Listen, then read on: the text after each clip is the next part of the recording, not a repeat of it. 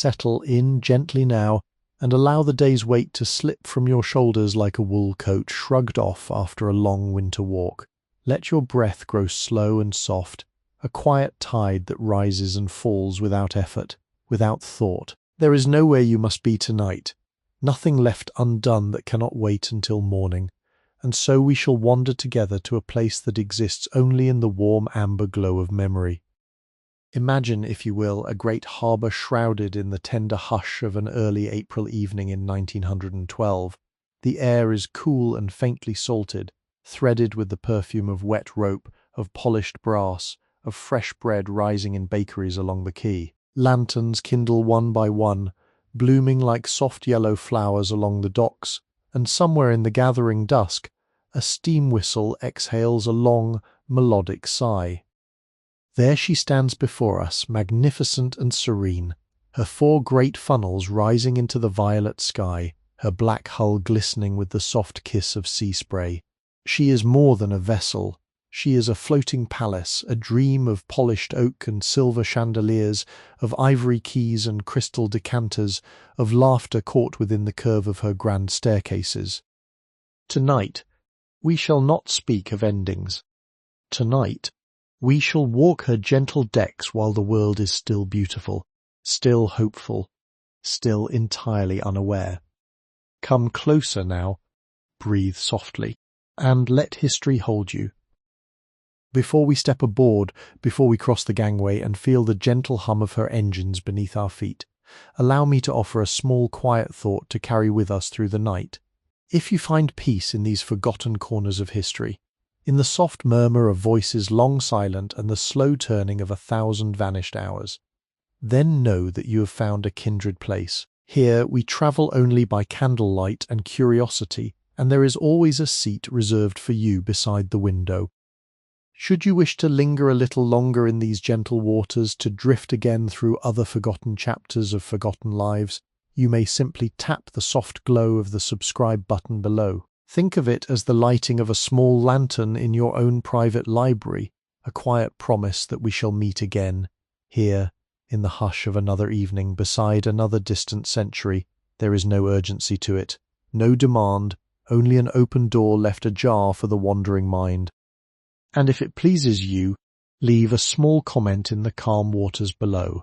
Single word, faraway place, memory you wish me to revisit on some other tranquil night.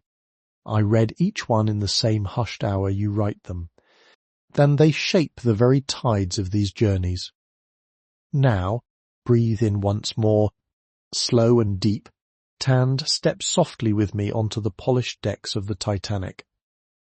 The gangway stretches before us in the violet hush of evening, a long wooden bridge suspended between the world we are leaving and the world we are about to enter. Beneath our feet, the planks have been worn smooth by countless polished shoes, by the hesitant steps of emigrants clutching cloth-wrapped bundles, by the confident strides of gentlemen in tailored frock coats, by the small, careful footfalls of children gripping the hands of weary mothers. The wood holds the faint scent of pine resin and salt water, of fresh varnish that has not yet fully cured, and somewhere within its grain lies the memory of the Belfast forests where it was felled, of the slow seasoning in shipyard sheds, of the gentle hands that planed it down to this final gleaming smoothness.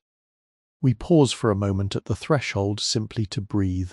The harbour air drifts up around us in soft eddies, carrying the mingled perfume of coal smoke and seaweed, of wet hemp rope coiled upon the dock, of the faint sweetness of orange peels discarded by a fruit vendor who packed up his cart an hour ago. Above us the Titanic rises like a cliff of black-painted steel, her flank curving gently outward, her rivets catching the lantern light in countless tiny constellations. There are 3 million of those rivets, each one driven by hand, each one a small act of devotion from a shipyard worker who is, even now, sitting at his supper table in Belfast, never imagining that you and I might one day pause here to consider his quiet labour. A steward stands at the upper end of the gangway, resplendent in a uniform of midnight blue wool with brass buttons polished to a gentle gleam. His cap is set just so, the white cover crisp and unblemished, and the brim casts a soft shadow across the upper part of his face. He smiles as we approach, the smile of a man who has greeted 1,000 passengers and yet still finds something quietly miraculous in each new arrival.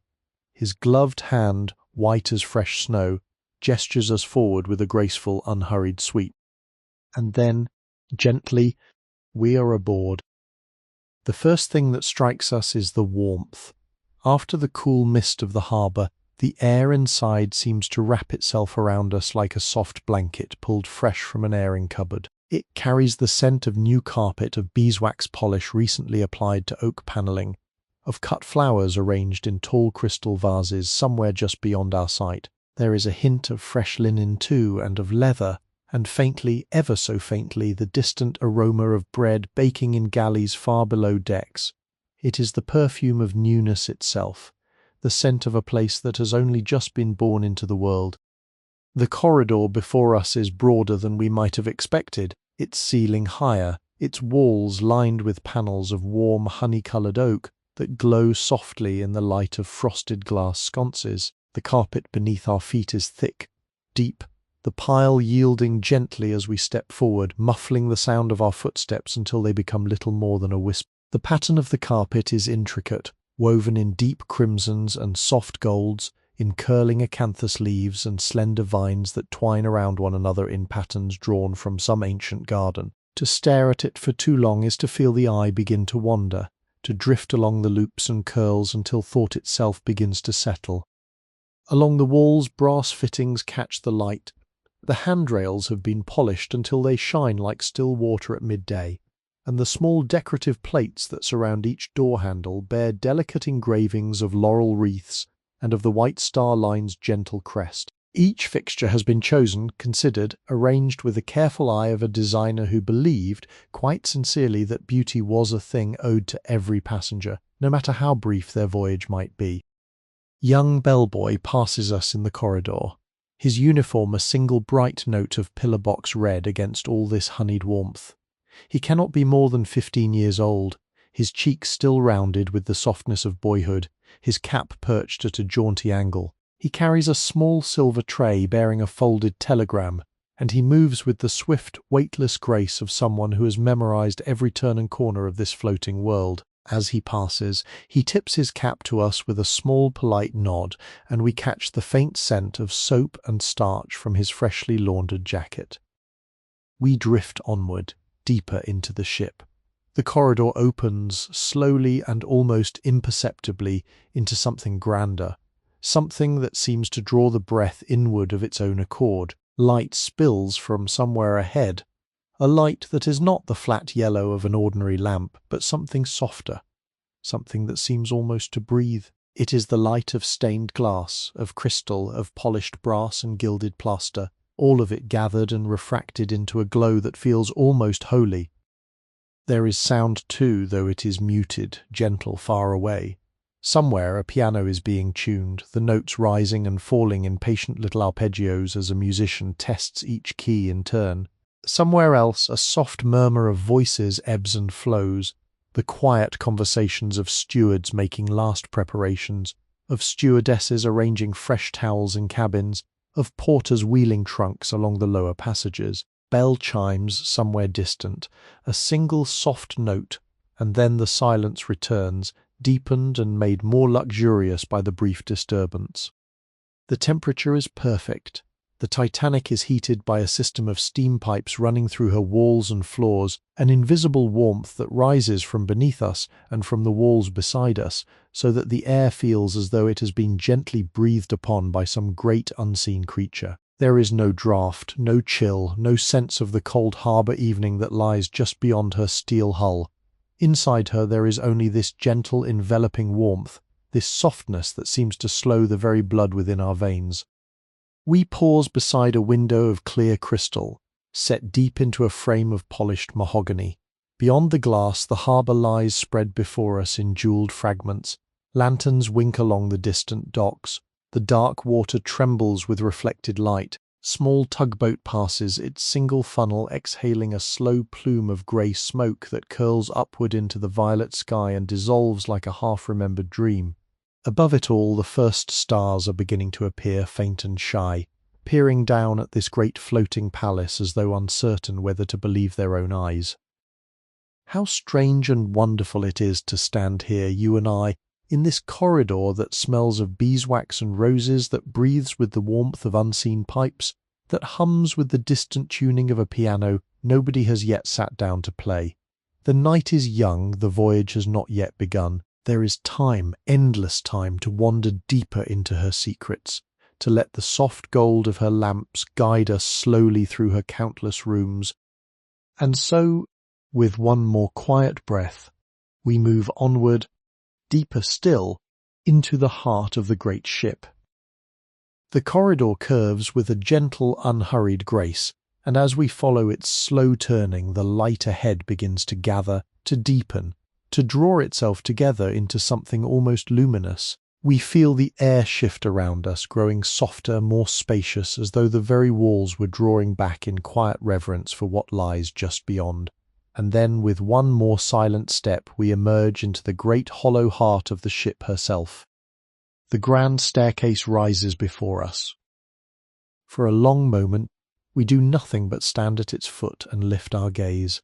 Above us, suspended in the warm hush of the air, hangs a dome of wrought iron and frosted glass, a vast canopy of soft white light that pours down from somewhere far above. The dome is intricate, its iron tracery shaped into curling leaves and slender stems, into rosettes and quatrefoils, into patterns that seem to have been borrowed from the windows of some old French cathedral. Through the milky glass, the last violet light of evening seeps down in gentle waves, mingling with the warmer glow of electric lamps set discreetly along the upper galleries, so that the whole cavernous space is bathed in a light that is neither day nor night, neither outdoors nor in, but something tender and hushed and entirely its own.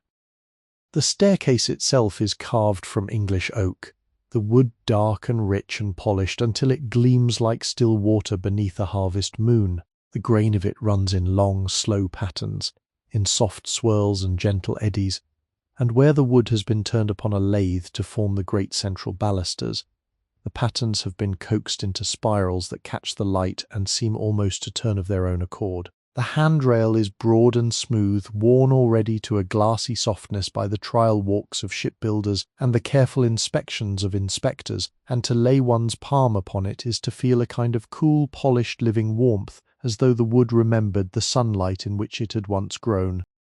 At the head of the staircase, set into the panelled wall above the first landing, hangs the great clock. It is a thing of extraordinary beauty, carved in deep relief from the same honeyed oak, and at its centre 2 allegorical figures lean toward one another in eternal frozen grace. They are called Honour and Glory crowning time, and the sculptor has shaped them with such tenderness that they seem almost to breathe. Honour holds a laurel wreath aloft, her gown falling about her in soft folds. Glory bows her head in gentle acknowledgement, and between them the round face of the clock keeps its slow, faithful watch, its hands inscribing the hour in delicate Roman numerals. The minute hand moves with a quiet, almost imperceptible patience, and to stand beneath this carving for a long moment is to feel time itself becoming a softer, gentler companion. The balustrades that flank the staircase are works of art in their own right. Each one has been wrought from iron, painted in soft ivory and trimmed with delicate touches of gold leaf, and the patterns within them are intricate beyond easy description. Slender, curling tendrils intertwine with stylized lotus blossoms. Little spiraling fronds curl outward and then in again, and at regular intervals the iron has been shaped into the gentle outline of a bird's wing, half folded, as though caught in the moment just before flight. To trail one's fingertips along these railings is to feel the cool kiss of metal alternating with the warmer touches of gilt, a small tactile poem in iron and gold. At the foot of the staircase, where the bottommost step curves outward in a generous welcoming arc, a cherub stands upon a slender bronze pedestal, holding aloft a small electric lamp shaped like a flickering torch. The cherub's cheeks are round and softly modelled, and its little wings are folded behind its back with an air of patient duty. The lamp it holds glows with a warm amber light, casting soft golden reflections across the polished oak of the lowest steps. and lending the whole base of the staircase the quality of a small private altar to beauty itself. We begin to climb, slowly, taking the steps one at a time. The carpet runner is deep red, the colour of mulled wine glimpsed through cut crystal, and it is held in place by slender brass rods at each riser, each rod gleaming softly as though freshly polished only minutes before our arrival. Beneath our feet, the carpet is thick, the wool dense and giving, and our footsteps make almost no sound at all. It is as though the staircase itself were absorbing our movement, drawing us upward in a silence so complete that we can hear the gentle creak of the ship's timbers settling, the faraway tinkling of crystal in some unseen dining saloon, the soft chime of cutlery being arranged on linen tablecloths. As we ascend, we pass small recesses set into the panelled walls, each holding a vase of fresh flowers.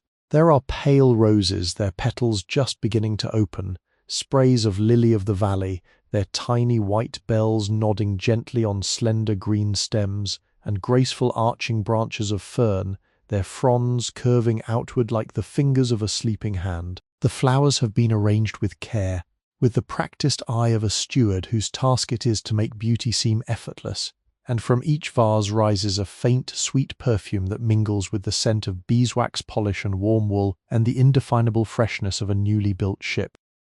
We pause upon the first landing, where the staircase divides itself into two slender curving wings that sweep outward and then upward to the deck above.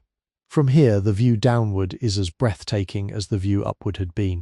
The cherub at the foot of the staircase glows like a small still flame far below us, and the deep red carpet flows down between the polished oak banisters like a slow river of crimson silk. The marble floor beyond stretches outward in pale veined slabs, each one cut and polished and laid with such precision that the joints between them are almost invisible.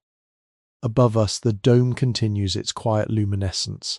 We can hear, just barely, the soft patter of footsteps somewhere on the deck above, the gentle murmur of conversation drifting down from the gallery, the faraway notes of a cello being tuned in some distant lounge. All these small sounds gather and mingle and rise upward into the dome, where they dissolve into the same hushed silence that fills the whole great space.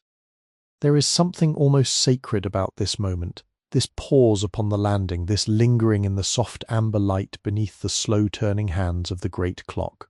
It feels as though the ship herself were holding her breath in welcome, as though the polished oak and the gilded iron and the milky glass of the dome were all conspiring together to whisper the same gentle invitation. Stay a while, walk slowly. Let the hour stretch itself into something longer and softer than the world outside has ever permitted. And so we do. We rest our hand upon the cool oaken railing, draw in a slow breath of beeswax-scented air, and turn our faces once more toward the soft white glow of the dome above.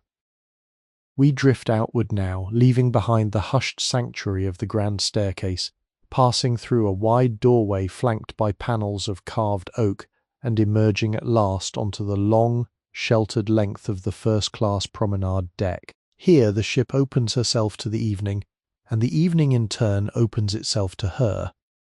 The promenade is enclosed along its outer edge by a long sweep of windows, each one set deep within a frame of polished brass, each pane of glass so clear and so finely made that it seems almost not to be there at all. The windows can be lowered in fine weather, sliding silently downward into the wall itself, and tonight several of them have been left open, allowing the cool harbour air to drift inward in slow, fragrant breaths. The breeze that touches our faces is gentle, salted, threaded with the faint smokiness of distant coal stoves on the dockside and the cleaner, sweeter scent of the open sea beyond.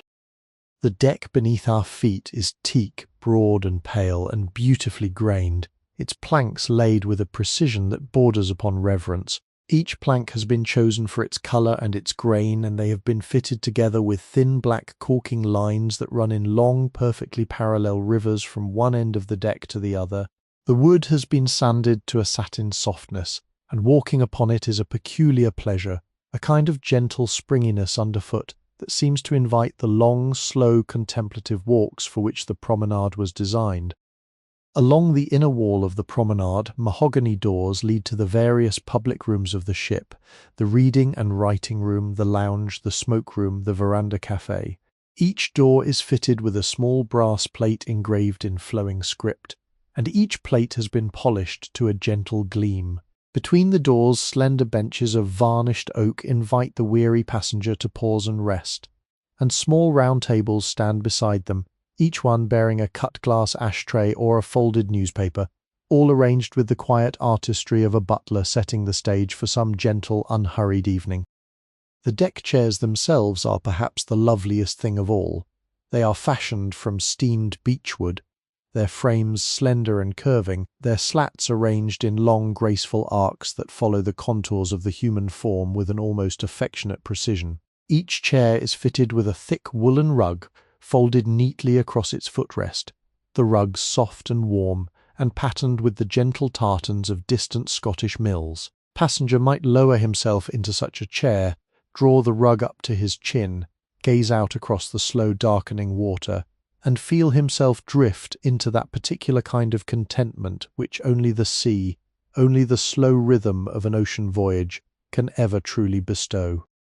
We move slowly along the length of the promenade, our footsteps making the soft, hollow sound that teak alone produces, and as we walk the harbour beyond the windows reveals itself in slow panels of gathering dusk. The water below is calm, almost glassy, its surface trembling only with the gentle wake of small craft moving toward and away from the great ship. A pilot boat passes with a slow chuffing of its little engine, its lantern casting a pool of warm yellow light upon the dark water. Seagull glides past at eye level, its white feathers tinged faintly pink by the last vestiges of sunset, its black eye observing us for one brief, considering moment before it banks away into the gloom. The sky above us is a slow, deepening canvas of colours to the west where the sun set perhaps an hour ago.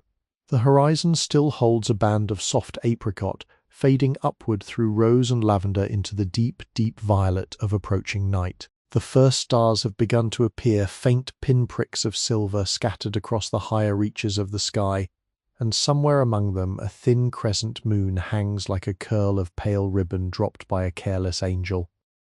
A small group of passengers has gathered near one of the open windows, their voices low and conversational, their evening dress immaculate. A gentleman in a dark frock coat stands with his hands clasped behind his back, his silver moustache catching the lamplight as he describes some remembered voyage to his companion. A lady in a gown of soft grey silk holds a long black opera glass to her eye, sweeping the distant shore with slow, patient curiosity. Their voices rise and fall in a gentle music, and the words themselves are mostly lost to us, mere fragments carried on the breeze. Fortnight in Paris, me cousin in Philadelphia, the loveliest little village near Cherbourg, and the sentences trail away into the soft hush of the evening, complete in themselves and asking nothing more of the world. A steward passes by with a silver tray held delicately at shoulder height. Upon the tray several small porcelain cups release thin curls of fragrant steam, and the air around him fills momentarily with the rich dark perfume of strong coffee, of warm milk, of a single curl of orange peel resting upon each saucer. He pauses at one of the deck chairs, sets a cup gently upon the small folding table beside it, murmurs some brief courtesy to the seated passenger, and then continues on his unhurried way. The passenger lifts the cup, breathes in the steam, takes a slow appreciative sip, and lets her eyes drift closed for a moment of perfect private pleasure. We continue our slow walk, passing beneath one of the great electric lamps that line the promenade at regular intervals. Each lamp is enclosed within a globe of frosted glass, each globe held aloft by a slender brass arm shaped like the curving stem of a calla lily. The light that pours from these lamps is soft and golden, falling in pools upon the teak deck and casting long, gentle shadows that overlap and intertwine in complex, ever-shifting patterns. The sound of the ship herself is a quiet, constant presence. There is the faint hum of the great electrical generators deep below, a sound so low and so steady that it might almost be mistaken for the breathing of some vast sleeping animal. There is the soft creak of woodwork settling, the occasional gentle clink of glassware from an unseen room, and far away, almost imagined, the slow rhythmic sigh of the ship's furnaces being banked down for the night. It is the music of a great machine at rest, of 1,000 small mechanisms working together in perfect, peaceful harmony. We pause near the end of the promenade, leaning lightly upon the polished brass rail beneath one of the open windows, and we breathe in the cool, salted air. The harbour stretches before us, jewelled with lanterns. The first true stars have arrived. The night has settled itself like a soft, dark cloak around the shoulders of the ship, and the ship, in her great, quiet dignity, accepts it with the grace of a queen accepting an ermine wrap. We slip back inward now, away from the salt-cool breath of the promenade, drifting through a softly lit corridor whose carpet is patterned with small woven medallions of cream and rose. The corridor descends almost imperceptibly by a series of gentle steps, each one carpeted to muffle the sound of footfall, each one lit from above by small frosted bulbs that cast a tender, unwavering glow. And then, at the end of this slow descent, we pass through a wide set of double doors, set ajar by some thoughtful steward, and we enter the first-class dining saloon in the quiet, sacred hour before the evening service begins.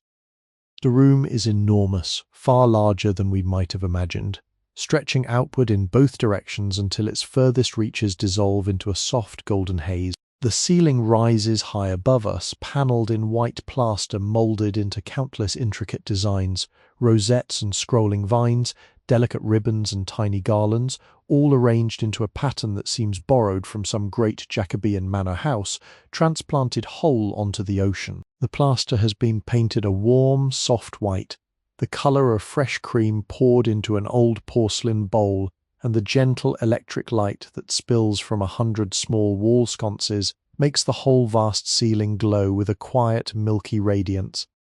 The walls are panelled in oak, but oak of an unusual character, painted in a rich, soft white that has been buffed to the soft sheen of an eggshell. This painted oak is one of the great delicate marvels of the room, for it carries with it all the quiet warmth of wood, without any of the heaviness of dark colour, lending the entire saloon a feeling of airy spaciousness, of perpetual gentle morning even when the hour is late. The panels are carved in low relief with slender pilasters and shallow niches, and each niche holds a small electric sconce shaped like a curling acanthus leaf, its bulb shaded in a translucent porcelain shell that glows the soft pink of a seashell held against the sun. The floor beneath our feet is laid with linoleum, but linoleum of such cunning design and such careful workmanship that one could pass through the saloon 100 times without ever realizing it was not a tessellated pavement of true marble. The pattern is geometric, an intricate weaving of pale cream and soft slate-blue squares set within broader bands of deep crimson, and every piece has been laid with such precision that the joins are entirely invisible. The surface gleams faintly, freshly polished only an hour ago, and a passing steward has left a thin trail of lemon-scented wax in the air. A clean and pleasant perfume that mingles with the deeper warmth of the room itself. The tables are arrayed in long, generous rows, each one draped in a cloth of starched white damask that falls almost to the floor. The damask has been woven with the most subtle of patterns, faint scrolling fleurs-de-lis and slender trailing vines that catch the light only when one looks closely, and each cloth has been pressed and arranged with such attention that not a single wrinkle disturbs its serene whiteness. Upon each table the silver gleams in patient readiness, knives and forks and spoons arranged in exact ranks, each piece bearing the small embossed flag of the White Star Line, tall slender wine glasses of fine crystal, their rims so thin that they seem almost to dissolve into the air, tanned small silver salt cellars filled with crystals so white and so pure that they might have been mistaken for snow. At the centre of each table stands a small arrangement of fresh flowers, set within a low silver vase polished to the gleam of a still pond.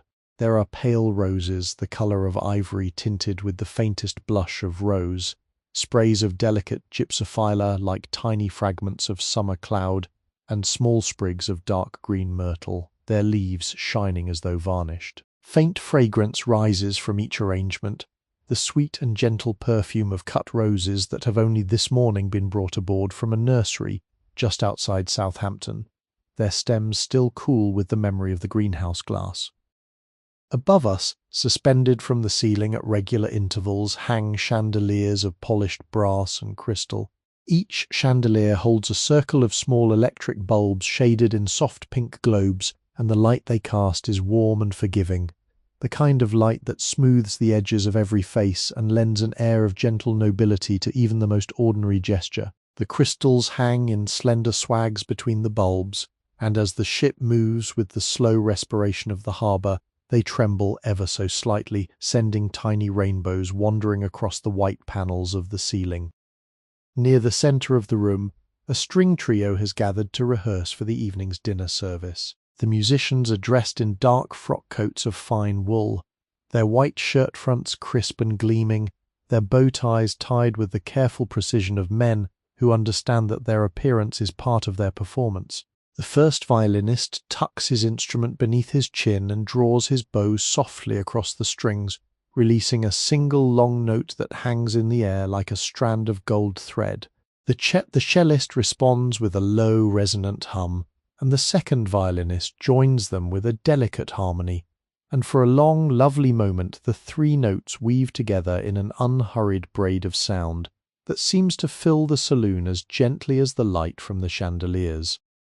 The chairs around each table are upholstered in deep green leather, their wooden frames carved in graceful curves that follow the line of the back and the shape of the arm. The leather has been chosen with care, its surface soft and supple, dimpled with tiny pinprick patterns where small brass tacks hold it firmly to the frame. To run one's hand along the back of such a chair is to feel a quiet, expensive comfort, a tactile reassurance that every detail of this room has been considered, refined and arranged for the gentle pleasure of those who will soon be seated. In the corners of the saloon, large potted ferns and palms rise in graceful arches of green, their fronds catching the chandelier light in 1,000 small flashes of emerald and jade. The pots themselves are of glazed porcelain decorated with delicate blue and white patterns in the Chinese manner, and they rest upon small ornamental stands of dark-stained mahogany. The leaves whisper faintly as the gentle air currents of the saloon stir them, a soft, almost imperceptible rustle, like the murmuring of distant rain through a far-off forest. A team of stewards moves quietly through the room, attending to the final preparations. One unfolds a fresh napkin into the shape of a slender white fan and lays it across the centre of a plate. Another adjusts a wineglass by half a degree, his eye trained over many years to recognize the exact angle at which crystal best catches the light. Third carries a polished silver tray bearing tall jugs of iced water, and the ice within the jugs makes a soft, cool musical sound as he walks, like the tinkling of small bells beneath a winter sky. We stand at the edge of all this gentle activity, watching the saloon prepare itself for the evening, and we feel a great soft hush descend upon our shoulders. The room is waiting, patient and luminous, for the slow procession of guests who will soon arrive to fill it with the murmur of their conversations, the chime of their crystal, the slow turning of their forks beneath the chandelier light. But for now, in this quiet hour before service, the saloon holds its breath in beautiful golden stillness. We rise once more through the carpeted passageways, drifting upward by a small private staircase tucked away behind a panel of warm rosewood, and we emerge into a chamber so quiet, so softly lit, so breathtakingly serene, that for a long moment we do nothing at all but stand within its threshold and listen to our own slow breathing. This is the reading and writing room, and it has been designed with the deliberate gentleness of a poet folding a letter to be the most tranquil sanctuary upon the entire ship. The room is decorated in the style known as Georgian, and everything within it has been painted in tones of soft cream and pale ivory. The walls are panelled in wood, but the wood has been finished in such a delicate, milky glaze that it almost seems to glow from within, as though the panels themselves were lit by some unseen lantern just behind their surface. The mouldings are slender and graceful, the cornices delicate as piped sugar, and the whole effect is one of weightless lightness, as though the chamber had been carved from a single great cloud and then carefully furnished by tender hands. Great bow window curves outward at one end of the room, its glass divided into countless small panes by slender muntins of painted wood. Through these panes, the light of late afternoon spills inward in a slow golden cascade, falling across the carpet in soft trapezoids of butter-coloured warmth. The light is dappled by the gentle movement of the ship, by the slow drift of clouds across the harbour sky, and as we watch, the trapezoids shift and elongate and shrink again, like the patient breathing of some vast luminous creature stretched across the floor. The carpet itself is a marvel of softness. It has been woven in soft pinks and creams and the palest of greens, in a pattern that suggests an impressionist's garden seen through morning mist. Roses and trailing wisteria and small clusters of forget-me-nots intertwine across its surface, all rendered in colours so muted, so gentle, that the eye seems to settle upon them with grateful relief. The pile is deep, and our footsteps make absolutely no sound at all, so that we move through the chamber as silently as drifting thistledown. Along the walls, long bookshelves have been built into shallow recesses, each shelf laden with volumes bound in soft calfskin and faded Morocco leather. The titles are stamped in dim gold along the spines, and the leathers themselves have aged into a quiet harmony of ochres and umbers and dusty greens, the gentle palette of an old library where books have been loved and read again across many years. There are travel narratives and slim volumes of poetry, novels in 3 volumes bound in matching cloth, and broad atlases whose covers bear embossed compass roses worked in tarnished gilt. To draw one of these volumes from the shelf is to hold a small contained world in the palm of one's hand. The leather is cool and faintly textured, dimpled with the marks of the binder's tools. The pages, when fanned beneath the thumb, release a soft puff of air carrying the scent of old paper and printer's ink, of the linseed oil that was once used to soften the bindings, of the quiet hours the book has spent waiting upon its shelf for some thoughtful reader to take it down once more.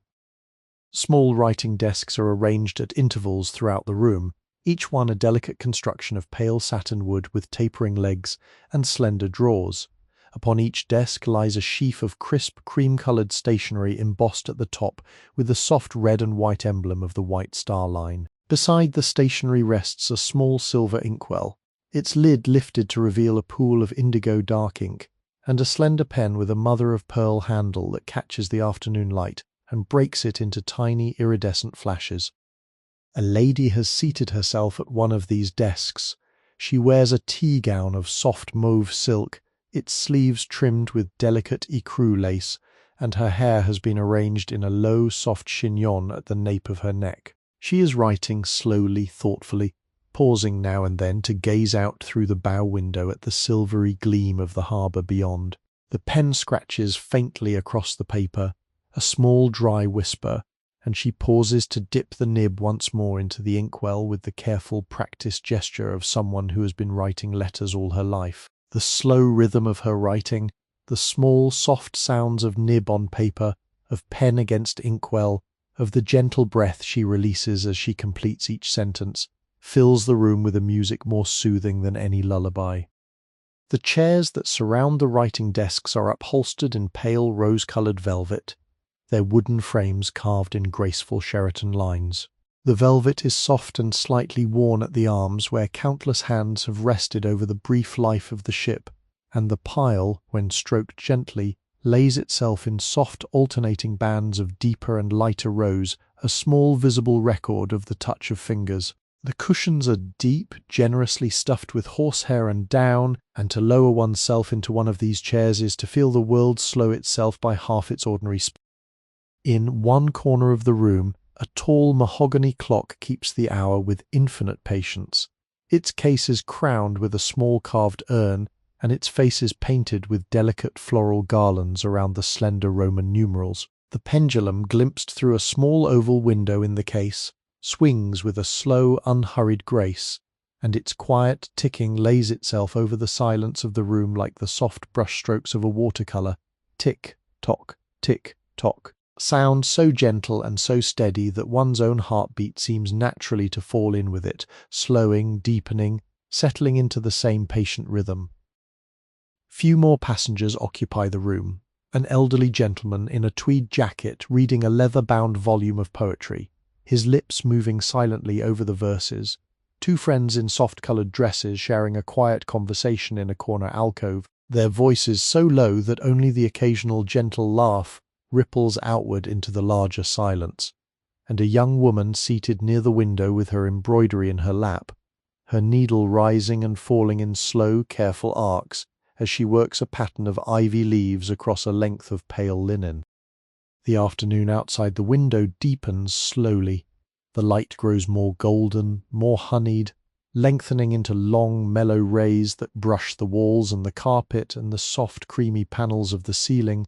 The clock ticks, the pen scratches, the pages turn, and we stand, breathing slowly, watching all of this gentle stillness, feeling our own thoughts settle and grow quiet, like leaves drifting at last to rest upon the dark and patient surface of an evening pond.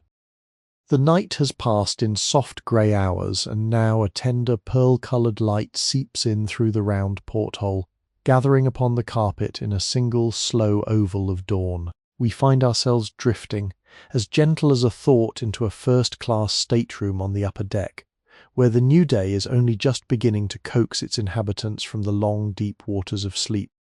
The cabin is decorated in the Adams style, painted in a delicate eggshell white with thin, slender lines of gold tracing the moulded panels. The ceiling is high, perhaps 9 feet, and is panelled with the same pale plaster that we admired in the dining saloon, its low relief shaped into garlands of bellflowers and slender ribbons that wind in soft bows across each corner. A small electric chandelier hangs from the centre of the ceiling, its light extinguished now that the dawn has begun its quiet work, but its crystals still tremble faintly with the slow respiration of the ship. The bed itself is the gentle heart of the room. It is made of brass polished to the soft glow of a still autumn pond at sunset, its head and foot wrought into slender vertical bars topped with small turned finials shaped like rosebuds. The mattress is broad and deep, and over it has been laid a coverlet of pale ivory damask, embroidered along its hem with the small, dignified emblem of the White Star Line. The pillows are stacked 3 high against the headboard, each one cased in linen so fine that it gleams faintly white in the dawn light, and the topmost pillow bears a slow, warm depression where a sleeping head has rested through the night. Lady stirs softly beneath the coverlet.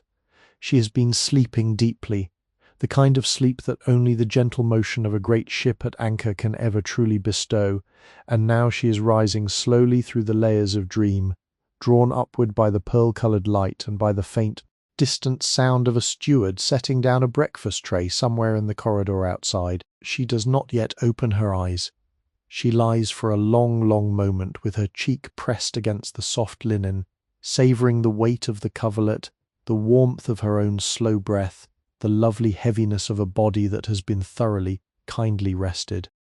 The room around her holds the slow, hushed quality of all bedrooms in the first hour of morning. Upon a small bedside table stands a carafe of clear glass, half full of water that has grown still and silvery through the night, and beside it a tumbler of cut crystal that catches the dawn and breaks it into tiny prismatic flashes upon the polished wood of the table. A small silver-cased clock ticks softly, its hands describing the slow march of the early hour, and the sound of its ticking is so quiet that it seems almost to come from inside one's own head rather than from any outside source. Beside the bed, on a low velvet stool, lies a book left open and face down from the night before. It is a slim volume of poetry, bound in green morocco, and the pages have fallen open at a verse the lady was reading when sleep finally took her. The page is faintly creased at the corner, marking the slow, drifting moment when her hand grew heavy, and the book settled gently upon the stool of its own quiet weight. Across the room, a tall wardrobe of mahogany stands with one of its doors slightly ajar. Within, dresses hang in soft, motionless ranks, a gown of dove-grey silk with sleeves of ecru lace, a tea-gown of pale lilac wool, an evening dress of deep blue charmeuse trimmed with tiny seed pearls along the bodice. Each garment has been hung upon a padded silk hanger, and a faint perfume rises from them all, the gentle ghost of lavender water and orris root, a scent that smells of careful packing and of the small linen sachets tucked among the folds before the voyage began. A trunk stands beneath the wardrobe, its lid closed but its leather straps loosened. The trunk is of stout canvas reinforced with leather corners, painted in the dark green of the Cunard White Star livery, and its surface bears the soft accumulated marks of previous voyages, small chips at the corners where it has been heaved aboard countless trains and ships, faint pale rings where rain has dried upon it, the careful labels of distant hotels stuck and restuck across its lid. Each label tells a small story: the Hotel Crillon in Paris, the Via Jahreszeiten in Hamburg, the Adlon in Berlin, all written in flowing copperplate by the unseen hands of long-ago concierges. Soft tap comes upon the cabin door, no more disturbing than the brush of a moth's wing against a window pane. It is the steward arriving with the morning tea tray as he does every morning at this same hour, his arrival as patient and as predictable as the tide. The lady murmurs a soft "come in," and the door opens with a whisper of well-oiled hinges, and the steward enters in his crisp white jacket, bearing the silver tray before him, with the unhurried grace of a temple acolyte presenting an offering. The tray itself is a small, perfect composition. There is a tall silver pot of tea, its lid topped with a small acorn-shaped finial, its handle wrapped in dark wood for the comfort of the pourer. There is a smaller silver pitcher of warm milk, and a tiny bowl of Demerara sugar whose crystals catch the dawn light and gleam like fragments of amber. There is a single white porcelain cup with a saucer to match, both edged in a delicate band of gold, and a slender spoon polished to such brightness that it seems to hold a tiny captive sun within its bowl. And upon a small plate of the same white porcelain rests a single crisp triangle of toast, its surface pale gold, and a small dish of sweet butter pressed into the shape of a curled rose. The steward sets the tray gently upon the writing desk that stands near the porthole, draws back the heavy curtain by another inch, murmurs a soft "Good morning, madam," and withdraws as quietly as he had come. The lady stretches slowly, her arms rising above her head in a long, luxurious extension, and she opens her eyes at last upon the cabin around her. The dawn has deepened in colour, the pale pearl light has warmed into a soft rose, and the rose is beginning to turn slowly into the pale gold of true morning. Through the porthole she can see a thin slice of sky above the harbour wall, a sky now streaked with feathered clouds the colour of peach blossoms. She can hear very faintly the cry of a far-off gull, the slow chug of a tugboat, the muffled call of a dock worker on the quay below. She rises slowly, draws her dressing gown of soft cream silk about her shoulders, and crosses to the writing desk. She pours the tea slowly, watching the dark amber stream curl into the porcelain cup, and she stirs in a single small spoonful of Demerara sugar, listening to the tiny musical chime of the spoon against the cup. The cabin holds its slow, golden breath. The day has begun, and yet nothing has begun quickly. Everything moves at the gentle, considered pace of a world that has all the time it could possibly wish for. We descend now slowly through the gentle inner staircases of the ship, drifting downward by a series of carpeted passageways and small interconnecting landings that lead us deeper into the body of the great vessel. The light grows quieter here, more enclosed, more domestic, and the air takes on the warm, slightly humid quality of a place where steam and water and gentle exertion live together in companionable harmony. We have come to the Turkish baths, and beyond them to the squash racket court, two of the more curious and delightful corners of the Titanic's lower decks. The squash court appears first, glimpsed through a small viewing window set high in the wall of an interior corridor. The court itself is a tall, narrow chamber, walled in plaster painted the colour of old ivory, its floor laid with broad planks of polished maple that gleam softly under the electric lights overhead. Single white line is painted across the front wall at the height of the service stroke, and a slender red line marks the boundary at the back. The room smells very faintly of warm wood and chalk dust, of leather grips slightly worn with use, of the particular quiet sweat that gathers in places where bodies have moved with grace and intention. A gentleman is playing a slow practice game with the ship's professional, a wiry young man in white flannel trousers, and a soft cotton shirt rolled up to the elbows, the professional moves with the unhurried economy of someone who has spent half his life on courts of just this size. And his every gesture seems to flow from the center of his body outward into the racket, as easily as breath flows from the lungs into the open air. The ball, a small dark sphere of hollow rubber, makes a soft tock against the front wall and rebounds in a slow, predictable arc that the gentleman meets with the gentle rotation of his racket. Tock, tock, tock. The sound is hypnotic, rhythmic, almost musical, and it carries through the small viewing window into the corridor like the patient ticking of a wooden clock. We move onward, leaving the soft percussion of the squash game behind, and we pass through a heavy door upholstered with green baize that swings closed behind us with a quiet sigh. We have entered now the cooling room of the Turkish baths, and the change of atmosphere is immediate, sumptuous, almost startling in its richness. The room has been decorated to evoke the great hammams of Constantinople, but with a softness, a quietness, that is entirely the work of British design sensibilities reaching gently toward the east. The walls are tiled in deep cobalt blue and pale turquoise, the tiles arranged in geometric patterns of stars and crescents and slender interlocking arches. Frieze of gilded plaster runs around the upper edge of the wall, and from it hang ornamental brass lanterns wrought in the shape of small filigreed onions, each one pierced with countless tiny holes through which the soft electric light spills outward in patterns of pinpricks and rosettes upon the ceiling.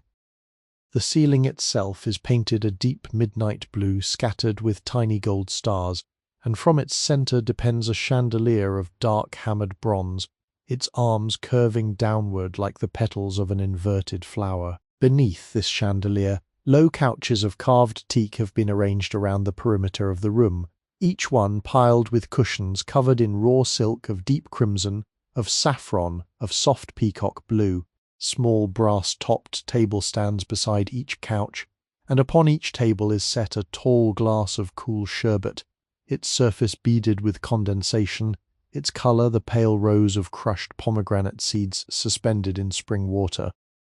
Gentleman reclines upon one of the couches, wrapped in a great soft towel of Egyptian cotton, dyed a creamy, undyed white. His face is flushed gently from the steam room he has just left, his hair damp, his eyes half closed with the deep contentment of a body that has been thoroughly relaxed by warmth and water. He sips slowly from his glass of sherbet, the cool sweetness washing the heat from his palate, and he does not speak, does not stir, does not do anything at all but exist in the soft amber light, suspended in the gentle middle distance between waking and sleeping. Through an arched doorway we glimpse the steam room itself, a chamber of pale marble where curls of fragrant vapour rise slowly toward the ceiling and dissolve into a soft white haze. The marble is veined with thin grey lines, each vein a slow river of mineral memory laid down across uncounted geological centuries, and the floor has been heated from beneath so that one's bare feet feel a constant gentle warmth as though the stone itself were softly breathing. Small brass tap drips slowly into a copper basin set into one wall, each drop falling with a quiet musical chime, plink, plink, plink, in patient, unwearying rhythm. The shampooing room lies beyond, paved with mosaic tiles laid in patterns of soft greens and creams, with a long marble slab in its centre upon which guests are gently massaged by attendants trained in the slow, deep techniques of Turkish bathhouses. The slab is covered with thick, warmed towels, and the air of the room is fragrant with the scent of olive oil soap, of eucalyptus, of the small bowls of dried rose petals that stand on shelves around the walls. An attendant works slowly upon the back of a passenger, her hands moving in long, smooth arcs from shoulder to lower back, her motions as practiced and as patient as those of a sculptor finishing a beloved figure in clay. We retreat once more to the cooling room, settle ourselves upon one of the unoccupied couches, and feel the deep peacefulness of the place flow over us like warm water itself. The faint hum of the ship's engines is muted here, almost imperceptible, replaced by the slow patient breathing of the steam room beyond, by the quiet drip of the brass tap, by the occasional soft murmur of voices speaking in low, contented tones. From a tray nearby, We lift a small brass cup of mint tea, its surface dotted with fragments of fresh leaf, and we breathe in the rising perfume, the sharp, clean coolness of mint mingled with the warm sweetness of sugar, the slightest whisper of orange flower water added by some thoughtful steward. We sip slowly, and the tea travels through us like a small green dawn, leaving in its wake a feeling of such profound, civilized relaxation that the very concept of haste seems almost laughable, almost barbaric. The gilt lanterns above us cast their pinprick patterns upon the ceiling, where the painted stars hold their patient watch upon a sky that is forever twilight. The marble breathes its slow breath, the brass tap drips, the cushions sigh beneath us, and the morning, the gentle, golden, unhurried morning, drifts onward upon the breast of the great ship, content to be exactly as slow as it wishes to be. We rise once more through the layered decks of the Titanic, drifting upward by way of a small private stairway lined with mirrors that catch our reflection and soften it, fragment it, reassemble it gently as we climb. The air grows cooler, brighter, more open, and at last we emerge into one of the loveliest and most curious of all the public rooms aboard the ship, the veranda cafe, set high upon the upper deck near the stern, where the great vessel seems almost to spread her arms wide to embrace the sky. The room has been designed to suggest a garden conservatory, a small pavilion of greenery and dappled light, suspended somewhere between sea and air, and as we step inside, the illusion is so complete that we almost expect to hear birdsong drifting down from some unseen rafter. Trellises of white painted wood line the walls, and over them climb living vines of ivy and small trailing varieties of clematis, their leaves polished and dark, their tendrils curling in slow, patient corkscrews around the slats of the trellis. Real plants grow in great glazed pots set at intervals along the floor, tall potted palms whose fronds arch outward in graceful green sprays, small lemon trees in their first delicate blossom, and ferns of every conceivable variety, their feathery green plumes nodding gently in the slow currents of the morning air. The floor is laid with tiles of soft black and white marble, set in a checkerboard pattern that gives the room something of the cool classical air of a Mediterranean villa. The tiles have been laid with great precision, and walking upon them produces a clean, faintly hollow sound, the agreeable tap of polished leather on polished stone, a sound entirely unlike the muffled hush of the carpeted rooms below. The air is filled with a delicate sense of being neither quite indoors nor quite outdoors, but somewhere blessedly between the two. Tall arched windows form almost the entire seaward wall, each window divided into many small panes by slender wooden mullions painted the soft white of fresh lilies. Some of these windows have been opened to the morning, their lower halves slid downward into the wall, and through them pours a steady, gentle breeze carrying the salt of the sea, the cool freshness of the open Atlantic, the occasional faint cry of a gull wheeling somewhere in the bright air outside. The breeze stirs the leaves of the ivy upon the trellises, and the whole room rustles softly, like a garden in early summer at the very beginning of a long golden day. The tables are small and round, draped in cloths of crisp white linen edged with a delicate scalloped lace. Each one is just large enough to accommodate 2 persons in easy intimacy, 3 in companionable conversation, and the chairs that surround them are wickerwork of bleached cane, woven in elegant patterns that suggest both lightness and a certain considered grace. The wicker creaks softly as we settle into one of these chairs, the cane yielding beneath our weight with the gentle, unintrusive flexibility of a thing that is alive and willing to bear us up. Each table is set with a small posy of fresh flowers, gathered into a slender glass vase, a few stems of mignonette, perhaps with their small green-yellow flower heads and their unmistakable fragrance of summer, a sprig or 2 of garden pinks, their petals fringed at the edges as though carefully cut by tiny scissors, and a single half-opened rosebud at the centre, its colour the soft, warm cream of fresh dairy butter. The flowers release a gentle perfume that mingles with the salt of the sea breeze and with the warmer, sweeter aromas drifting in from the small pantry at one end of the room. For the cafe is famous for its mid-morning offerings, the gentle ceremony of elevences, And at this hour the stewards move through the room with silver trays bearing all manner of small, beautiful things. There are tiny porcelain cups of bouillon, the broth steaming and clear and faintly golden, served with a single perfect cracker on the saucer beside. There are glasses of cool barley water, their surfaces beaded with condensation, garnished with a thin curl of lemon peel that releases a sharp, clean perfume the moment it is touched. There are small plates of macaroons piled in soft pastel pyramids, their shells crisp and their centers soft in flavors of rose and pistachio and almond and gentle vanilla. And there are tall, slender glasses of lemonade made from the juice of fruits picked just 2 days earlier in the orange groves of Valencia, mixed with cold spring water and just the faintest whisper of sugar, served with a single sprig of fresh garden mint that releases its cool green fragrance as the glass is lifted toward the lips.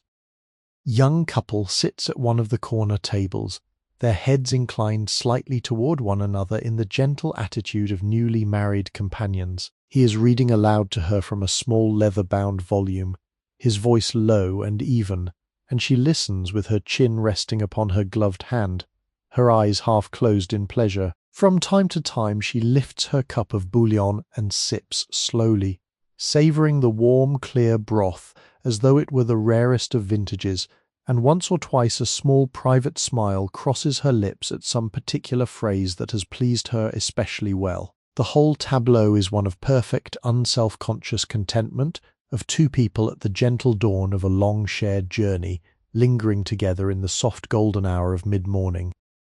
Across the room, an elderly couple plays a slow, deliberate game of chess upon a small inlaid board set between them.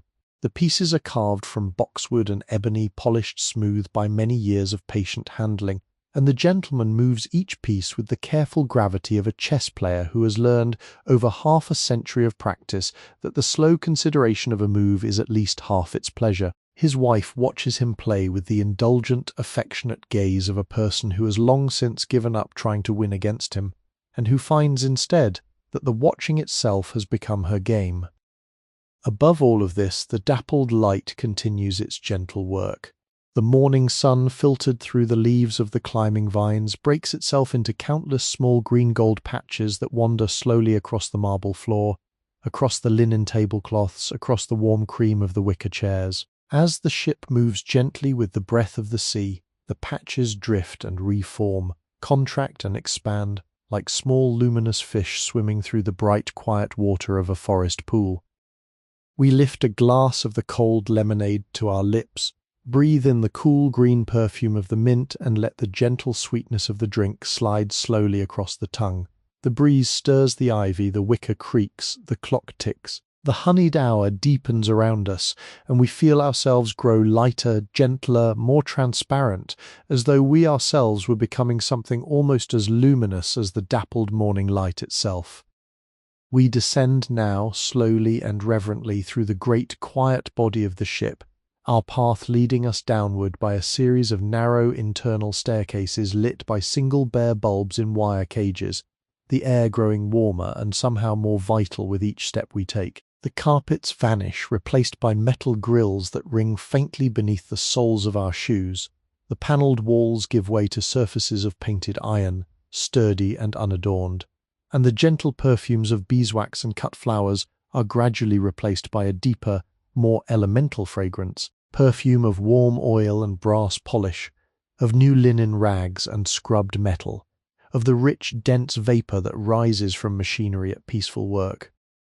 We have come to the engine rooms of the Titanic, and what we discover there is not the harsh, smoky inferno that one might imagine, but rather a place of vast and orderly serenity, a great cathedral of steam where the priests are engineers in pristine white overalls, and the music is the slow, patient breathing of the most magnificent machinery ever yet devised by the human imagination.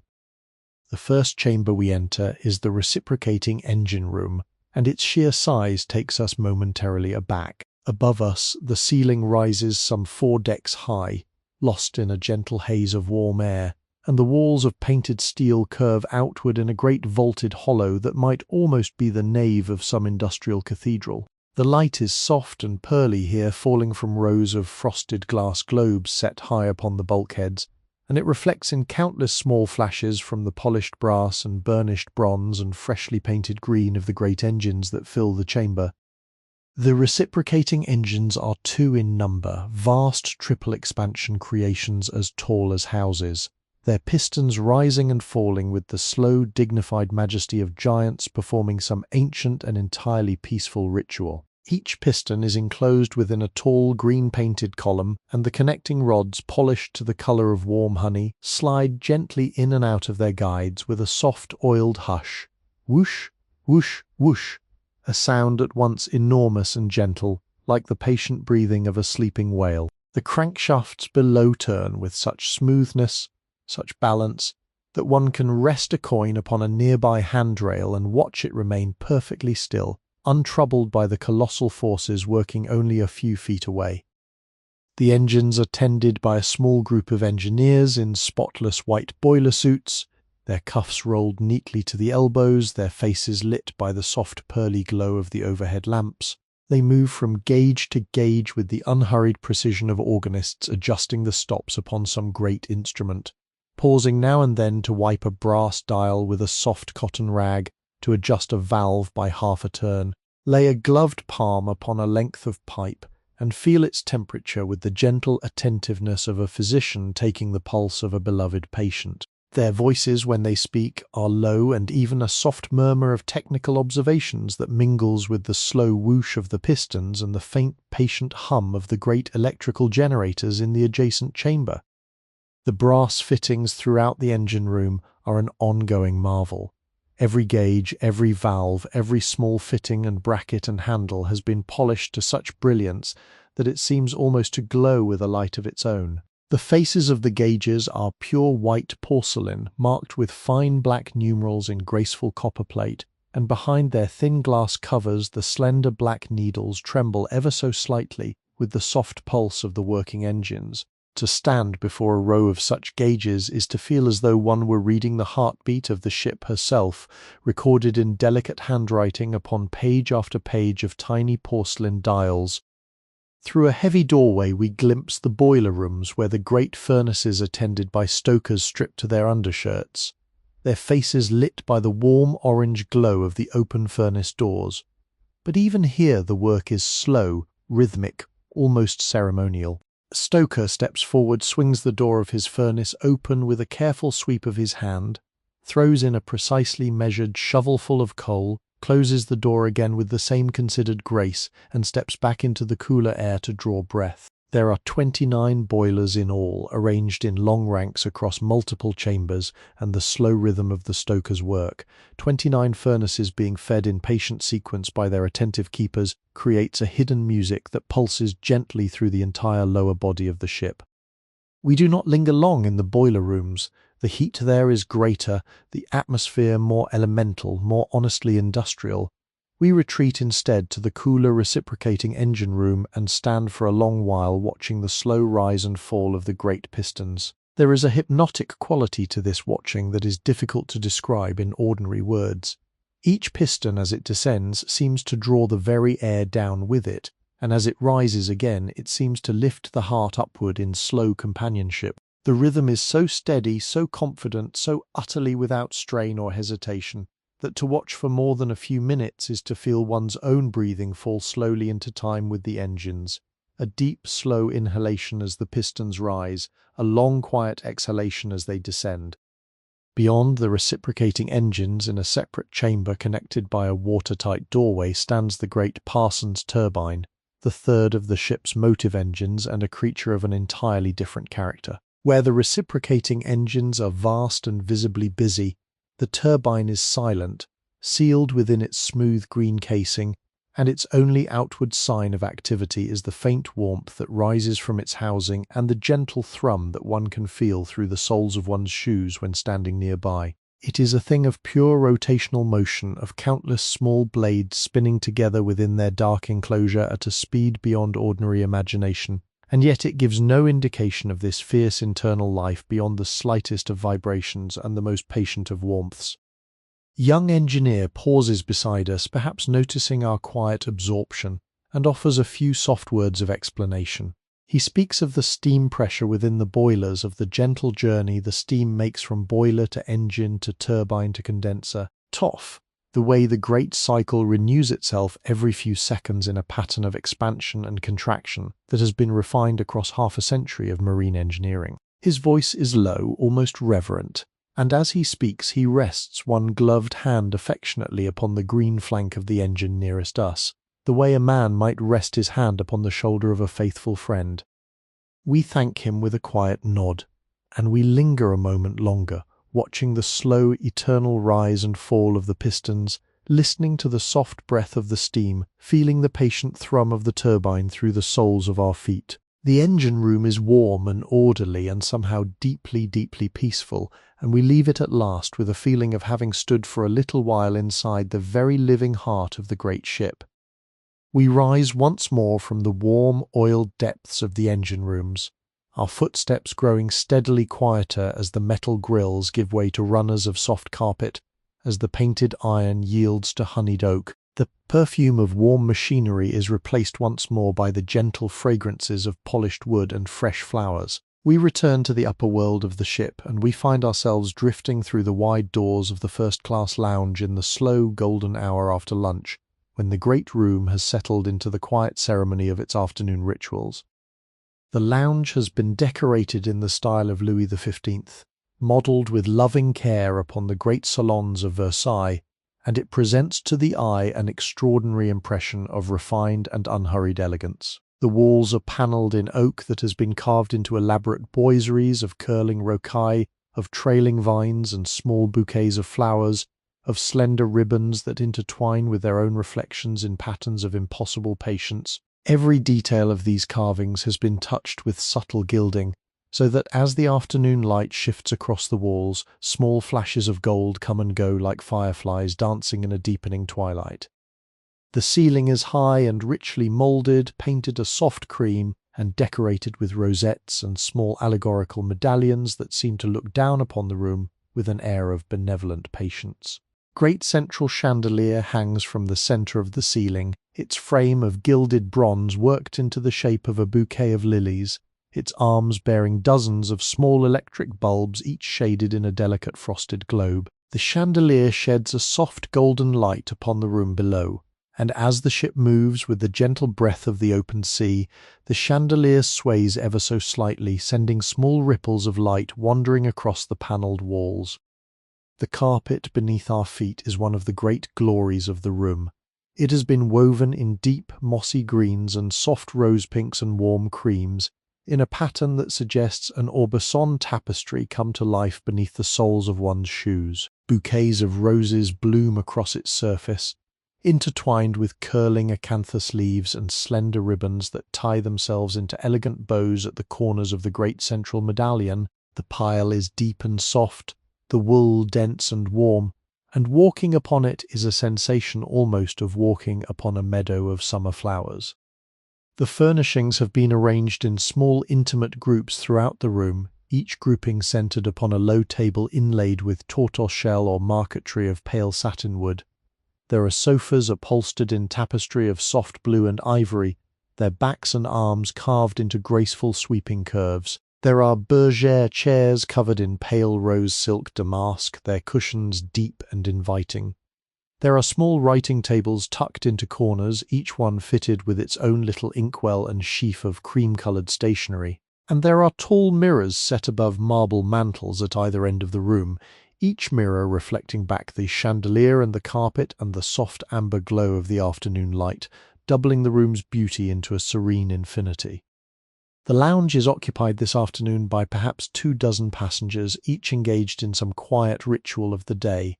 In one corner, a small group of ladies has gathered for the slow ceremony of afternoon tea. They are seated upon a sofa and 2 chairs grouped around a low oval table, and the table is laid with the delicate beauty of the proper English tea, a tall silver pot for the tea itself, a smaller pot for hot water, a silver creamer in the shape of a curling acanthus leaf, a bowl of demerara sugar, and a tiered silver stand bearing dainties at 3 different heights. On the lowest tier, slender finger sandwiches of cucumber and watercress.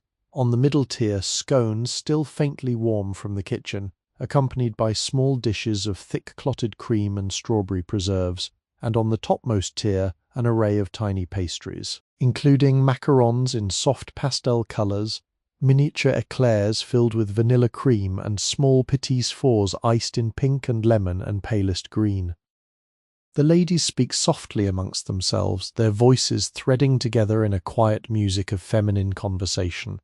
Their gowns are gentle confections of soft afternoon silk, their hair arranged in low chignons or pinned up beneath delicate hats. One of them lifts her teacup with the careful precision of a woman who has been doing this same gesture, in just this same way, since she was a child of 8. The tea steam curls upward from the cup, fragrant with the warm aroma of Darjeeling, and she pauses for a moment to inhale before bringing the cup gently to her lips. In another part of the room, 4 gentlemen sit around a card table playing a slow, considered game of bridge.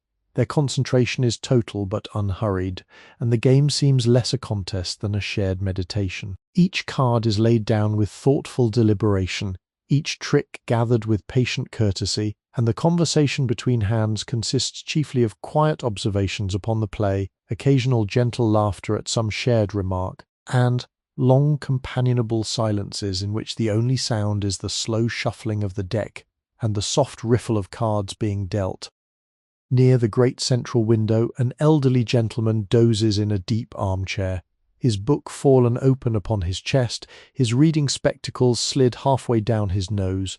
The afternoon light falls full upon his face, lending it a gentle golden colour, and his breathing is so slow and so even that one almost feels one's own breathing slow to match it. Beside him, on a small table, his teacup has grown cool, a thin brown skin forming upon the surface of the abandoned tea, and a single shaft of late afternoon sunlight illuminates the dust motes drifting slowly above it like tiny silver fish suspended in honey.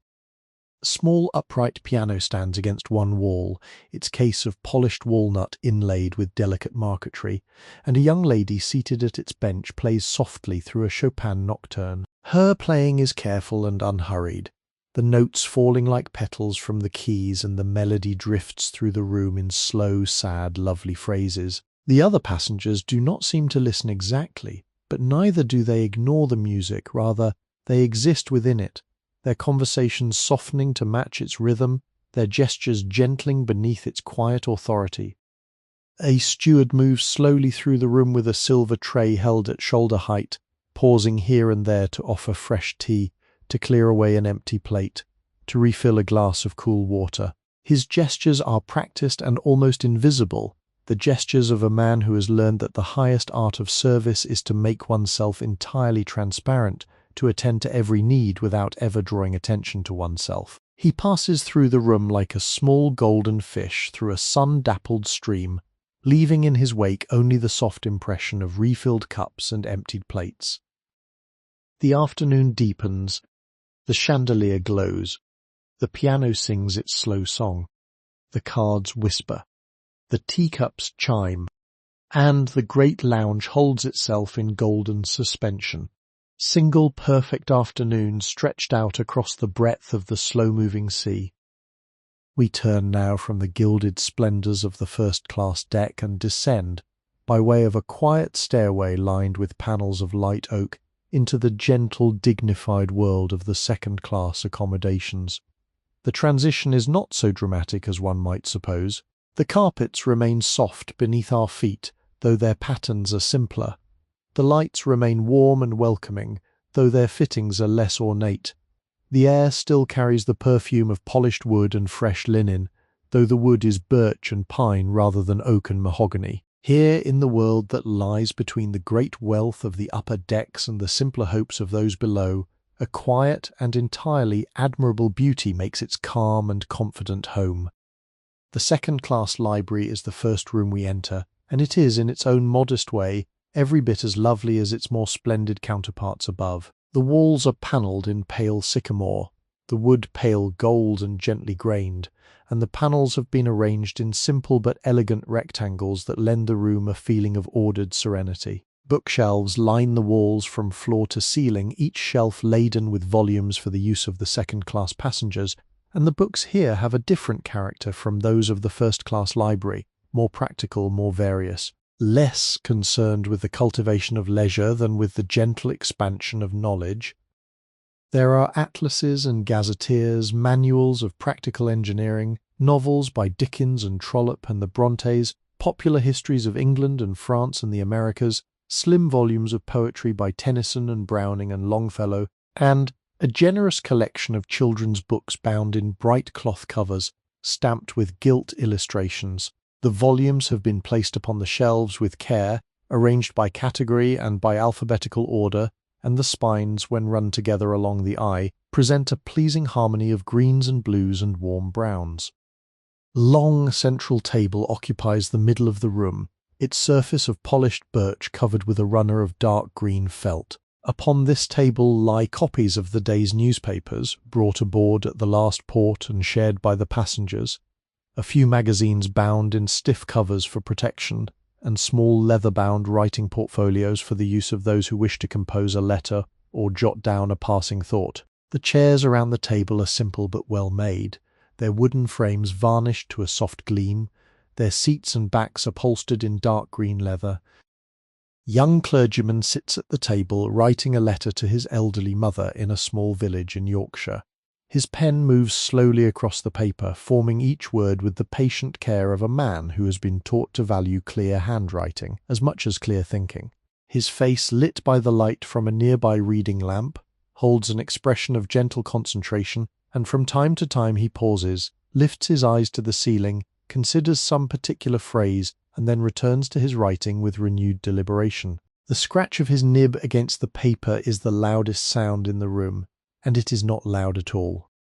We drift onward, passing through a quiet corridor into the second-class smoking room, a chamber decorated in dark oak and rich red leather, designed to evoke the comfortable masculine clubs of provincial English cities. The walls are panelled in oak, stained a deep walnut, and along them run shelves bearing decorative pieces of brassware, small tankards, decorative plates, candlesticks of patient antiquity. The chairs are deep and well padded, upholstered in oxblood leather that has already begun to acquire the soft sheen of frequent use, and small round tables stand between them, each one bearing a heavy glass ashtray and a wooden box of matches stamped with the White Star insignia.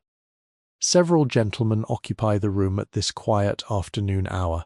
Two are engaged in a slow game of dominoes at a corner table, the small ivory rectangles clicking softly against the polished wood as each new piece is laid down. Another sits alone in a deep armchair, reading a copy of the Strand magazine and slowly pulling at a curved stem pipe whose tobacco releases a fragrant blue-grey smoke that drifts upward toward the ceiling in slow, considered curls. The smoke catches the light from a nearby porthole and seems almost to glow within the beam, a small cathedral of pale incense suspended in the still air. Beyond the smoking room lies the second-class dining saloon, a long, handsome chamber that runs the full breadth of the ship at this level. The decoration is in a style sometimes called Old Dutch or Early Renaissance, all heavy oak panelling and deep beams across the ceiling, with mullioned panels of leaded glass set into the walls at intervals to break up the woodwork with patterns of soft fragmented light. The tables are long communal affairs, draped in white linen and set with simple but well-made cutlery and crockery, the plates bordered in a single thin band of red and gold along the rim. The dining saloon is empty now between the meals of the day, but it bears the soft evidence of the morning's breakfast service, faint remembered fragrances of bacon and toasted bread, of strong tea, of marmalade just barely lingering in the air. Stewards in white jackets are quietly resetting the tables for the next service, working in pairs along each long row, laying out cutlery and folding napkins and placing small bowls of fresh fruit at intervals down the centre of each table. Oranges from Spain, apples from the cellars of Belfast, small clusters of grapes still cool with the chill of the storeroom from which they have only just been brought. We pass through the saloon and emerge onto a section of the second-class promenade deck, sheltered by a low overhanging deck above and bounded by a sturdy white-painted railing. The promenade here is shorter than the first-class promenade above, but it is no less pleasant for its modest scale. Several passengers are taking their afternoon walk, moving in slow, companionable pairs along the teak planking, their voices low and conversational. Father walks with his small daughter, the girl wearing a pinafore of crisp blue cotton and clutching a doll dressed in matching colours, and he is explaining to her with great patience the difference between a steamship and a sailing vessel. The second-class passengers who walk this deck are travelling people of many different kinds: clergymen and merchants, engineers and schoolteachers, modest tradesmen and their families, professionals of small but solid means. They are not the very wealthy and they are not the very poor. They are the great patient middle of the world, the broad and dignified mass of people who have worked carefully and saved patiently for the privilege of this voyage, and who carry themselves now with the quiet pride of those who have earned every soft step they take upon these polished decks. We pause at the rail and gaze outward at the slow-rolling sea. The afternoon light is silver upon the water, and a single far-off seagull traces a slow arc across the pale blue sky. The second-class deck, in its quiet, modest, beautifully ordered dignity, holds its peaceful breath beneath the gentle afternoon, and we stand for a long, soft moment at its rail, watching the world go by. We descend further now, drifting deeper into the body of the great ship, our path leading us by way of a series of broader, plainer staircases, their balustrades of painted iron, their treads of polished wood, their landings lit by simple but cheerful electric bulbs in plain white shades. The carpeting has long since vanished, replaced by floors of smooth linoleum laid in cheerful patterns of red and white, and the walls are no longer panelled but are painted instead in clean, fresh whites and warm honey yellows, the kind of paint that makes a small space feel larger and a windowless interior feel as bright as a summer morning. We have come to the third-class quarters, sometimes called steerage in older parlance, and what we discover here is something quite remarkable, something that the histories of grand ocean liners have not always sufficiently celebrated. The third-class accommodations of the Titanic are, by the standards of their time, almost luxurious, a modest paradise compared to the dim and overcrowded steerages of the previous century. There is light, there is space, there is fresh air, there is decent food, and there is, above all, a kind of bright and hopeful cleanliness that lends the entire third-class world a feeling of dignity and welcome. The general room is the heart of this lower world, and it is to this great chamber that we now turn our quiet steps. The room is long and broad, painted in cheerful enamel white, with stout wooden benches arranged along the walls and around small simple tables that stand at regular intervals across the floor. The benches are of pine, varnished to a warm honey colour and worn already, in the few days the ship has been at sea, to a pleasant smoothness by the gentle pressure of resting elbows and folded coats. Above the panelling, broad strips of decorative wallpaper run around the upper walls, printed in soft patterns of sailing ships and laurel wreaths, and from the ceiling depend simple brass fittings holding electric bulbs in plain glass shades. The light is bright but not harsh, and it falls in clean white pools across the linoleum floor, illuminating the scene before us with a kind of cheerful, democratic clarity.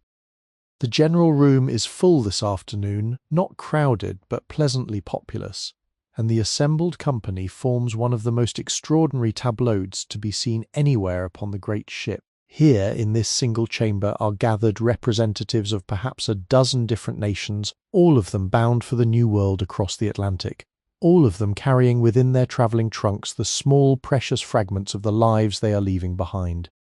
There are Irish families in their best Sunday clothes, the women in dark wool dresses with white lace collars, the men in tweed jackets and soft cloth caps, the children scrubbed pink and dressed in pinafores or short trousers and stockings.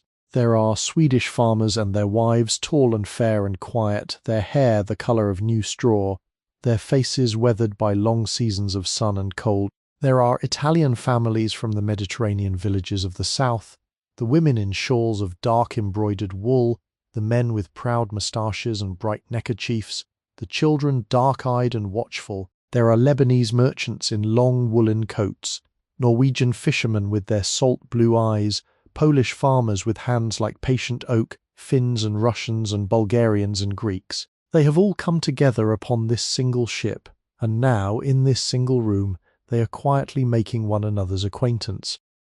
The remarkable thing is that despite the babel of tongues, despite the lack of any common language to bind them together, the room is filled with a great gentle warmth, a kind of shared human understanding that transcends the limits of mere words. Two women at one table, one Irish and one Italian, are bent together over a piece of knitting, and the Italian woman is showing the Irish woman how to turn a particular intricate heel of a stocking, her fingers demonstrating what her words cannot, the universal language of needles and yarn passing easily between them. At another table, a small group of Swedish farmers and an English clergyman are playing a simple game of cards. The rules apparently agreed upon through gestures and laughter, and the players slap down their cards with cheerful exclamations in their respective tongues, all of them perfectly understanding which cards have won and which have lost, even when they cannot understand a single word that is spoken. In one corner, a young Italian man has taken out a small accordion, an instrument of polished wood and pearl-buttoned keys, and he begins to play a slow, sweet melody from his home village in the hills above Naples. His playing is gentle, unforced, the melody rising and falling in long lyrical phrases, and the sound fills the room with a tender homesickness that touches the hearts even of those who have never seen the Bay of Naples or the slopes of Vesuvius. After a moment, an Irish boy of perhaps 14 years takes a small tin whistle from his pocket and joins in, finding a counter melody by ear, and the two instruments weave together into a music that belongs to neither country but to some shared dreamed-of place between them. Soon another musician joins them, a Norwegian sailor with a small fiddle, who picks up the harmony and adds to it a slow, gentle bass. The music swells gently, fills the room, and people begin to sway to it, to tap their fingers upon the tabletops, to hum along in their various languages with whatever words they happen to know. Few of the children begin to dance in the open space at the centre of the room, a slow improvised dance that owes something to Irish reels and something to Neapolitan tarantellas, and something to no tradition at all, just the natural urge of small bodies to move when music is in the air. The whole scene unfolds beneath the bright, clean light of the electric bulbs, in the warm, cheerful air of the bright white room, and there is something so deeply moving about it, so quietly, beautifully hopeful, that one stands and watches with a feeling of gentle gratitude for being present. These are people who have left behind the only homes they have ever known, who carry within their coats the scant savings of long, hard years, who are sailing toward a country they have never seen in search of a future they can only imagine. And yet in this moment, in this quiet afternoon hour upon the slow-rolling sea, they are not strangers, they are companions, fellow travellers, members of a single small temporary nation that exists nowhere except within the painted walls of this single room.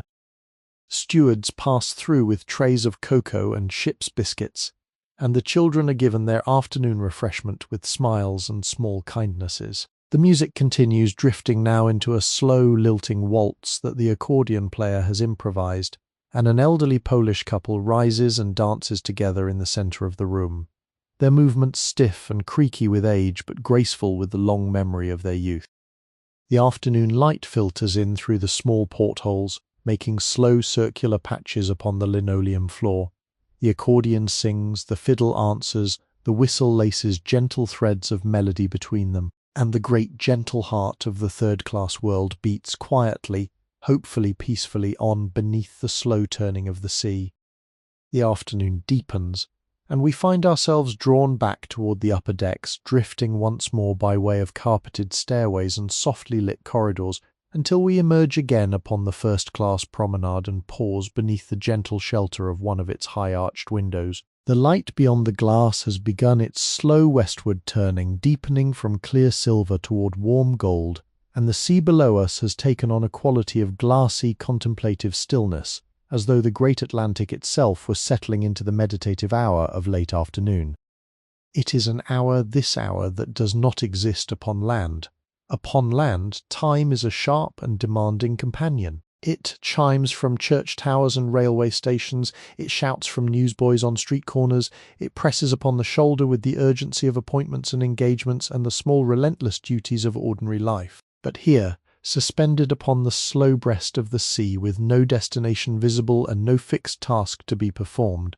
Time becomes something else entirely, a soft, fluid medium, a kind of luminous water through which the day drifts as easily as the ship drifts through the actual water below. Watch how slowly things happen at sea. A passenger who has been reading on the promenade for an hour rises from her deck chair, folds her woolen rug carefully, and walks the length of the deck in a slow, unhurried meditation. By the time she reaches the far end, perhaps 3 or 4 minutes have passed, and yet those minutes have not felt like minutes at all. They have felt like a small, complete journey, an experience whole in itself, untroubled by the next thing or the thing after that. At sea, every action becomes its own destination. Consider for a moment the slow ceremonies that fill these days. Breakfast unfolds across an unhurried hour. The morning walk upon the deck, with its careful rounds and its companionable conversations, occupies another hour.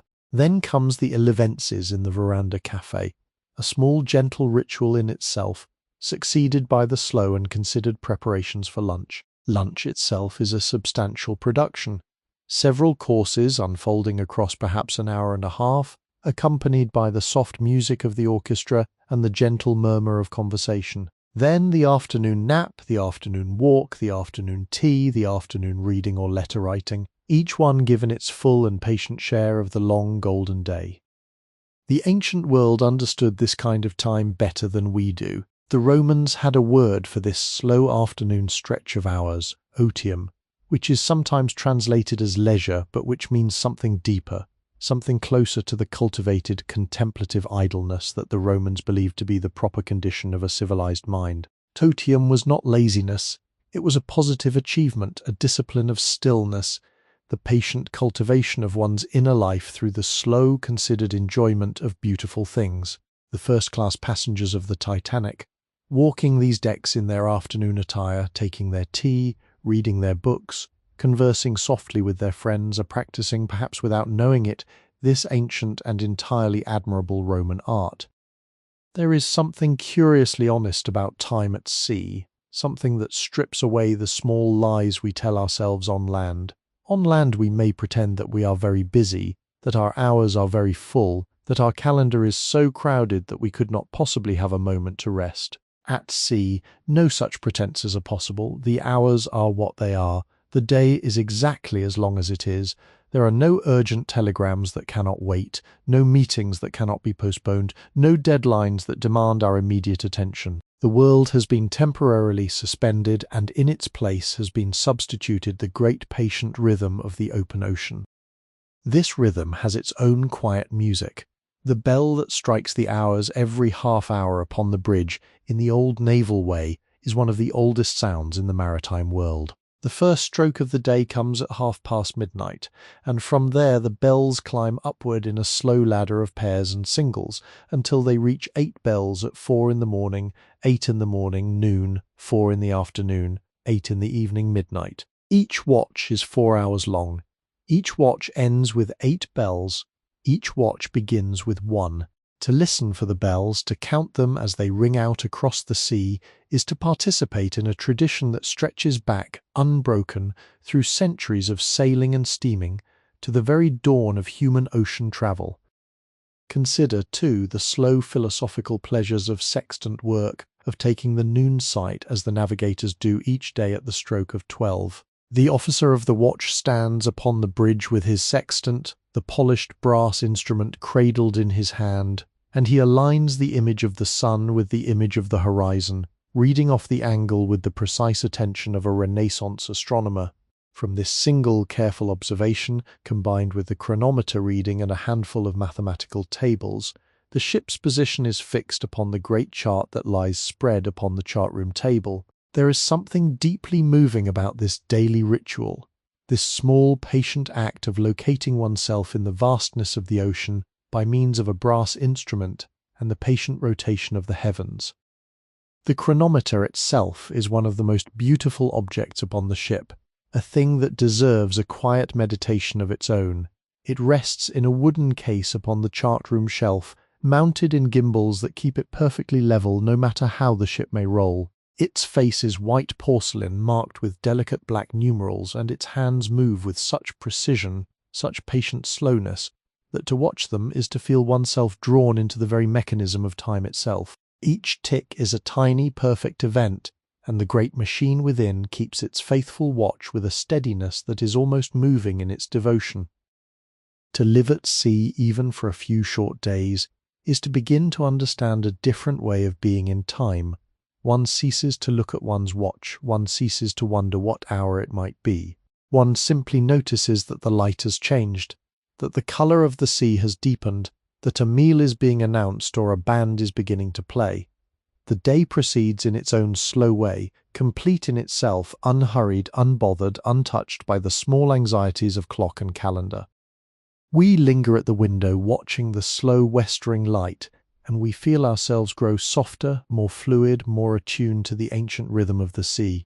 The bell strikes from the bridge 3 soft peals that carry on the still afternoon air, and we count them in our minds, and we know that somewhere in the slow-turning hour we have become, however briefly, true citizens of this older, deeper, gentler kind of time.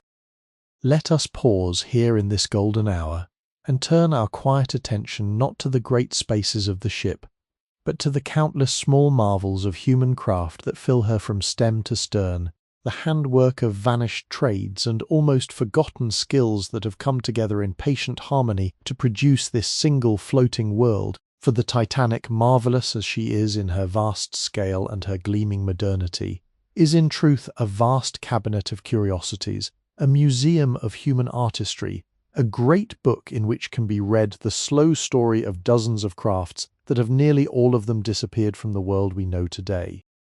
Each of those master cabinet makers learned his craft through a 7-year apprenticeship that began at the age of 12 or 13, during which he made tea for the journeymen and swept the floors for 2 years before he was even permitted to touch a chisel. By the time he was 20, he could read the grain of any wood at a glance, could cut a perfect dovetail without the use of any measuring tool, could French polish a panel to a glassy mirror finish using nothing but a small wad of cotton wool, a bottle of shellac, and the slow patient accumulation of dozens of vanishingly thin coats applied across many days. These were the men whose hands shaped the very walls that surround us now, and most of them never set foot upon the ship they helped to build.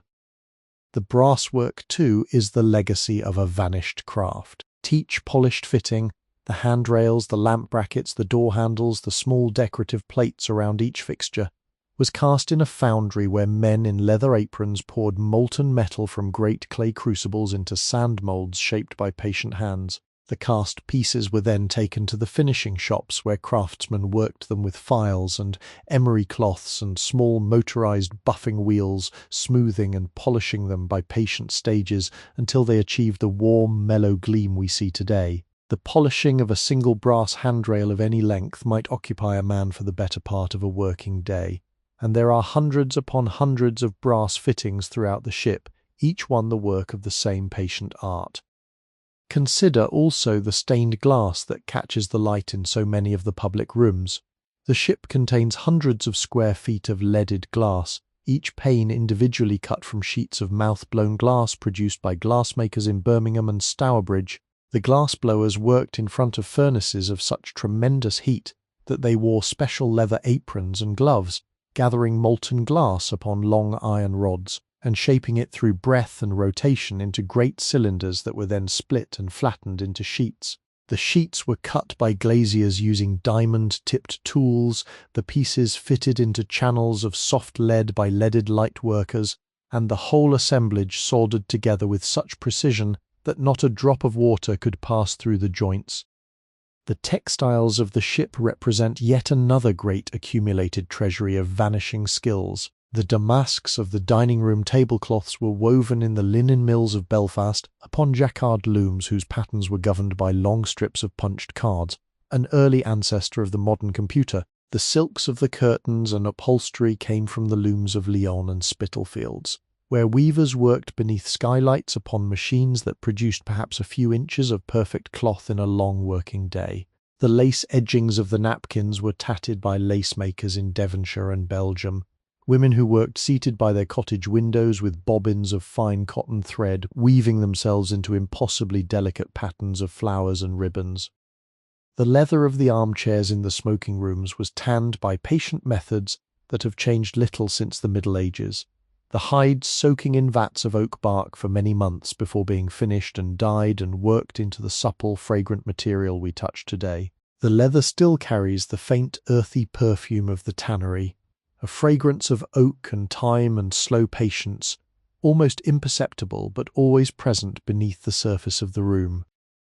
Even the small things, the things we hardly notice, are the products of vanishing crafts. The horsehair stuffing in the mattresses was sorted and combed by mattress makers who could feel with their fingers the difference between hair from different parts of the horse's body and could combine them in proportions that produced the perfect resilience. The buttons on the stewards' uniforms were turned upon small lathes by button makers who had specialized in this single trade across multiple generations.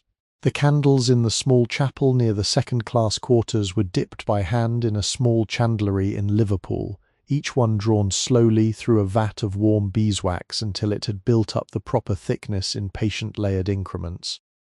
To stand in any single room of the Titanic, then is to stand within a great gathering of human skill, an assembly of patient hands and patient years that have all somehow come together in this floating place. The ship is, in this sense, a vast collective work of art, a Gothic cathedral of the early 20th century, in which every detail bears the gentle fingerprint of some specialist whose name will never be remembered, but whose careful work will outlast many generations. Night has come at last, and we have wandered on slow, drowsy footsteps to the quietest part of the upper deck, where a single soft electric lamp illuminates a small section of the rail, and the rest of the world lies open to the immense, breathtaking spectacle of the open Atlantic sky. We pause here, leaning lightly upon the polished brass of the rail, and we lift our face toward the heavens. The sky above the Titanic at night is a thing almost beyond ordinary description, far from the lights of any city, far from the haze of industry, far from any of the small artificial glows that diminish the stars upon the land. The night sky here is as clear and as vast and as deep as it has been for unnumbered centuries before the first ship ever sailed these waters. It is the same sky that the ancient Phoenicians once steered by, that the Vikings used to find Greenland, that Columbus consulted on his slow westward crossing more than 4 centuries ago. Tonight that great unchanging dome of stars hangs above us in all its patient, infinite brilliance. The Milky Way arches across the heavens like a vast luminous river, a slow drift of countless distant suns gathered together into a single pale band that flows from horizon to horizon. Within that band 1,000 tiny variations of brightness can be discerned, clusters where the stars seem to gather more thickly, dark lanes where great clouds of cosmic dust hide the deeper light, single brilliant points that stand out from their fellows like solitary lamps shining in a distant city. The longer one gazes, the more stars one sees, until the entire sky seems to teem with the soft trembling of countless silver pinpricks. The constellations rise and set with their patient ancient certainties. Orion has begun his long descent toward the western horizon, his 3 bright belt stars tilting slowly toward the sea. Behind him follows Sirius, the brightest of all the stars, gleaming with that particular blue-white intensity that has earned him his ancient name, the Dog Star. To the north hangs the Great Bear, the 7 bright stars of his familiar shape pointing always toward Polaris, the still and patient star around which the entire sky seems to wheel through the slow hours of the night. Polaris himself is not particularly bright, no brighter than many of his fellows, and yet his stillness, his unmoving position at the very pivot of the heavens, makes him perhaps the most important star in the navigator's sky. The Titanic has her own navigators, her own officers trained in the ancient art of celestial navigation, and somewhere upon the bridge above us an officer is taking a star sight at this very moment, aligning the brass arm of his sextant with the faint white image of a chosen star, and reading off the angle with patient precision. From his small careful observation, combined with the readings of his fellow stars and the steady ticking of the chronometer, the ship's exact position upon the great chart will be determined. The small pin moved a fraction of an inch westward to mark the night's progress. We breathe in slowly, and the air carries the deep, cold, salt-sweet perfume of the open Atlantic at night. The temperature has fallen. Our breath emerges from our lips in soft white clouds that drift outward and dissolve almost at once into the still night air. The deck beneath our feet is cool, and the brass of the rail beneath our hands has grown chilly, but the cold is not unpleasant. It is rather the clean, awakening cold of the high latitudes, the cold that sharpens the senses and makes the stars above seem even more brilliantly intense than they were a moment before. Meteor flashes silently across one corner of the sky, a brief silver line drawn upon the dark velvet of the night, and is gone almost before the eye can register its passing. We pause in quiet wonder at this small, unannounced gift, and we turn our gaze upward once more to seek out the constellations that have always meant the most to ocean travellers. There is Cassiopeia, the Queen, drawn in her familiar W shape across the northern sky. There is Cygnus, the swan, his long neck and outstretched wings forming a great cross of stars high overhead. There is Andromeda, with her faint and beautiful nebula visible to the patient eye as a small soft smudge of distant light, a galaxy of 2 trillion stars seen from such an unimaginable distance that her light has been travelling for 2.5 million years before it reaches us tonight. We are very small, leaning upon this rail beneath this sky. The ship beneath us, vast as she is a single mote of metal upon a single ocean upon a single planet, and that planet is a single small body in orbit around a single small star. And that star is one of 200 billion stars in our galaxy alone. And our galaxy is one of perhaps 2 trillion galaxies in the observable universe. To stand beneath such a sky, to feel the slow turning of the heavens above one's head, is to be reminded with great gentle clarity of one's own modest place in the immense and luminous cathedral of existence. And yet the reminder is not a humbling one in any sad or diminishing sense. It is rather a comforting reminder, a reassurance that one belongs to something far greater and far older than oneself, that one's small life is held within a vastness that has been holding lives for billions of years and will continue to hold them for billions more. We turn at length from the great sky and its countless silver lights, and we drift back inward through a softly closing door of polished mahogany into the warm and quiet body of the ship. The contrast strikes us at once, from the great cold openness of the night sky to the gentle enclosed warmth of these inner corridors is to pass from one world entirely into another, and we pause for a moment in the small hush that follows the closing of the door, allowing our eyes to adjust to the soft amber light, allowing our breathing to slow itself once more to the gentle rhythm of indoor life. The corridors of the Titanic at this late hour have a particular and beautiful quality. They are very long, these passageways, stretching outward in soft perspective until their distant ends dissolve into a haze of warm light, and they are entirely empty now, in this hour after midnight, when most of the passengers have retired to their cabins and the small machines of the great ship have settled into the slow, patient rhythm of the night watch. Walking these corridors at this hour is to wander through a place that feels both intimate and enormous, both deeply private and curiously public, a kind of golden womb of polished oak and soft carpet, through which one drifts as silently as a thought drifts through a sleeping mind. The lights in the corridors have been dimmed for the hour, the small electric bulbs in their frosted shades casting only a tender, almost candle-like glow upon the panelling. The light is warm and golden and very soft, the kind of light that smooths every surface and softens every edge, that makes the whole world feel as gentle as the inside of a worn leather glove. The shadows in the corners are deep but not threatening, the kind of shadows in which sleeping things rest peacefully, in which night animals curl themselves up in trust. We pass slowly along one of these dim corridors, and we begin to notice the small whispered details that one might overlook by daylight. The doors of the cabins are arranged in neat ranks along either side, each one panelled with a small inset of polished oak, each one numbered in delicate brass figures. From beneath some of the doors, thin lines of faint yellow light reveal that within a passenger is still awake, perhaps reading by lamplight or writing a final letter before sleep. From beneath other doors, no light at all appears, and we know that within those cabins a passenger is sleeping deeply, suspended in the soft warm depths of mid-Atlantic dreams. The carpet beneath our feet is so deep and so muffling that our footsteps make absolutely no sound at all.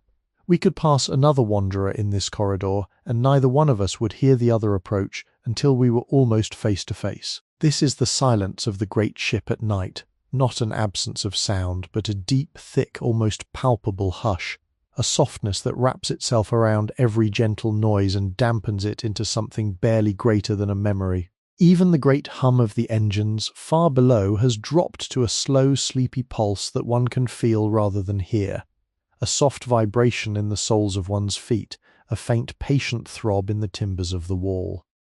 The mirror above the table reflects back to us our own dim shape, softened almost to a ghost by the low light, and behind us the long perspective of the corridor stretches away into golden distance. To stand here, between our own reflected face and the dim, infinite reach of the carpeted hallway, is to feel oneself momentarily suspended between two worlds, the world that is and the world that is reflected, each one as soft and as quiet as the other. We continue onward, drifting deeper into the ship's nighttime body. We pass the silent door of the writing room, beyond which the great clock continues its slow, patient ticking, even through the deepest hours. We pass the closed double doors of the dining saloon, beyond which the tables have been reset all ready for the morning's breakfast, the white damask cloths laid fresh, the silver and crystal arranged in patient readiness for the dawn. We pass the small chapel where the elderly Catholic priest holds his early morning mass, the door slightly ajar, allowing a glimpse of the small altar with its single red sanctuary lamp burning steadily through the night. In the corner of one corridor, a small portable stand holds a stack of the day's newspapers, brought aboard at Cherbourg or Queenstown and now neatly arranged for any passenger who might wish to take one to bed for nighttime reading. Beside the newspapers stands a small silver bowl of fresh fruit, polished apples and oranges, available for any traveller in need of a small late repast. Few of the apples bear the marks of having been gently lifted, considered and replaced, the small fingerprints of late wanderers who pondered taking one and then thought better of it. The corridor turns and we follow it round, and we come at last to a small porthole set into the wall at eye level. Unusual in this inner passage, a gift of design from some thoughtful architect who wished to give passengers a glimpse of the outside world, even from the heart of the ship. We pause and look out. Beyond the thick glass, the dark Atlantic stretches outward in endless folds of black silk, broken here and there by the soft white crest of a distant wave. The stars above are pale through the salt-dusted glass, but still beautiful, still numberless, still carrying the slow, patient majesty of the eternal sky. We turn our face away at last and we resume our slow wandering. The corridor continues, the lamps continue to glow softly, the carpet continues to muffle every sound, and the great quiet ship continues to slip through her gentle Atlantic night, carrying us all, sleeping and waking, dreaming and reading and writing and watching the stars, through hours that feel as soft and as endless as the inside of a velvet glove, drawn slowly over the hand of a distant friend. Small carafe of cool water stands upon the bedside table, its surface beaded faintly with condensation, and beside it a tumbler of cut crystal that catches the lamplight and breaks it into countless small flashes.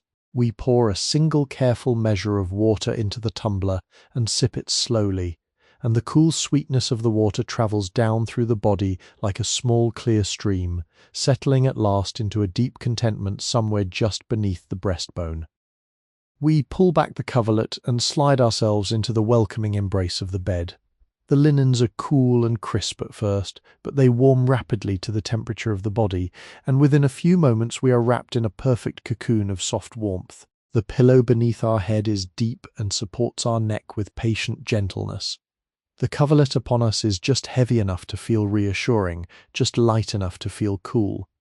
We adjust ourselves once, twice, until we find the perfect resting position, and then we lie very still and breathe. The cabin around us settles into its nighttime quiet. The faint creaks of the woodwork as the ship moves gently with the slow Atlantic swell are almost reassuring, a kind of soft conversation between the ship and the sea, an old conversation that has been going on for many days now and will continue, gentle and unhurried, throughout the night. We can hear very faintly the slow, patient hum of the engines far below, a sound so deep and so steady that it is almost more felt than heard, a soft, constant heartbeat at the core of the great ship's body. Through the porthole the stars peer in. The view from this height is curiously intimate, as though one were looking upward through a clean round window into the very depths of the universe. Few of the brightest stars hang within the porthole's circle, and they twinkle gently as the ship moves with the breath of the sea. The Pleiades have risen to their visible height, and we can just discern their soft cluster gleaming in the upper edge of the porthole, those seven sisters who have been dancing together across the night skies of countless centuries.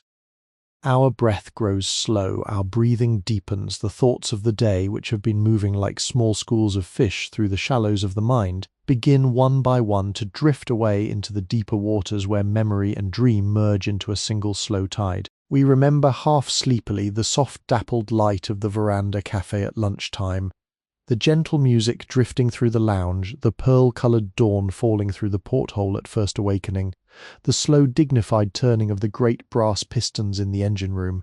Each memory rises and falls and settles, and each one finds its place in the deep, peaceful waters of approaching sleep. We hear very faintly and very far away the soft single peal of a bell from the distant bridge, marking some hour of the long quiet night. We do not bother to count the strokes, the hour does not matter. There is no hour. There is only the slow, gentle drift of the body settling deeper into the soft mattress, the soft, slow rhythm of breath, the patient warmth of the coverlet, the gentle hum of the ship. Small, quiet thought drifts through the mind, the kind of thought that arrives only at the threshold of sleep. How strange and beautiful it is to be here, suspended in this small, warm room above the great cold sea, surrounded by the patient, quiet beauty of the ship, attended by the unseen kindness of stewards and engineers and stokers and watchmen, all of them working softly through the night to keep this small floating world safe and warm and gentle. The thought is not a worried thought, it is a thought of soft, drowsy gratitude. The eyelids grow heavy, the breath slows further still, the cabin's gentle, warm darkness deepens around us, and the porthole stars seem to dim and soften as our eyes begin at last to close. Somewhere far below the engines continue their patient hum. Somewhere far above the stars continue their slow turning.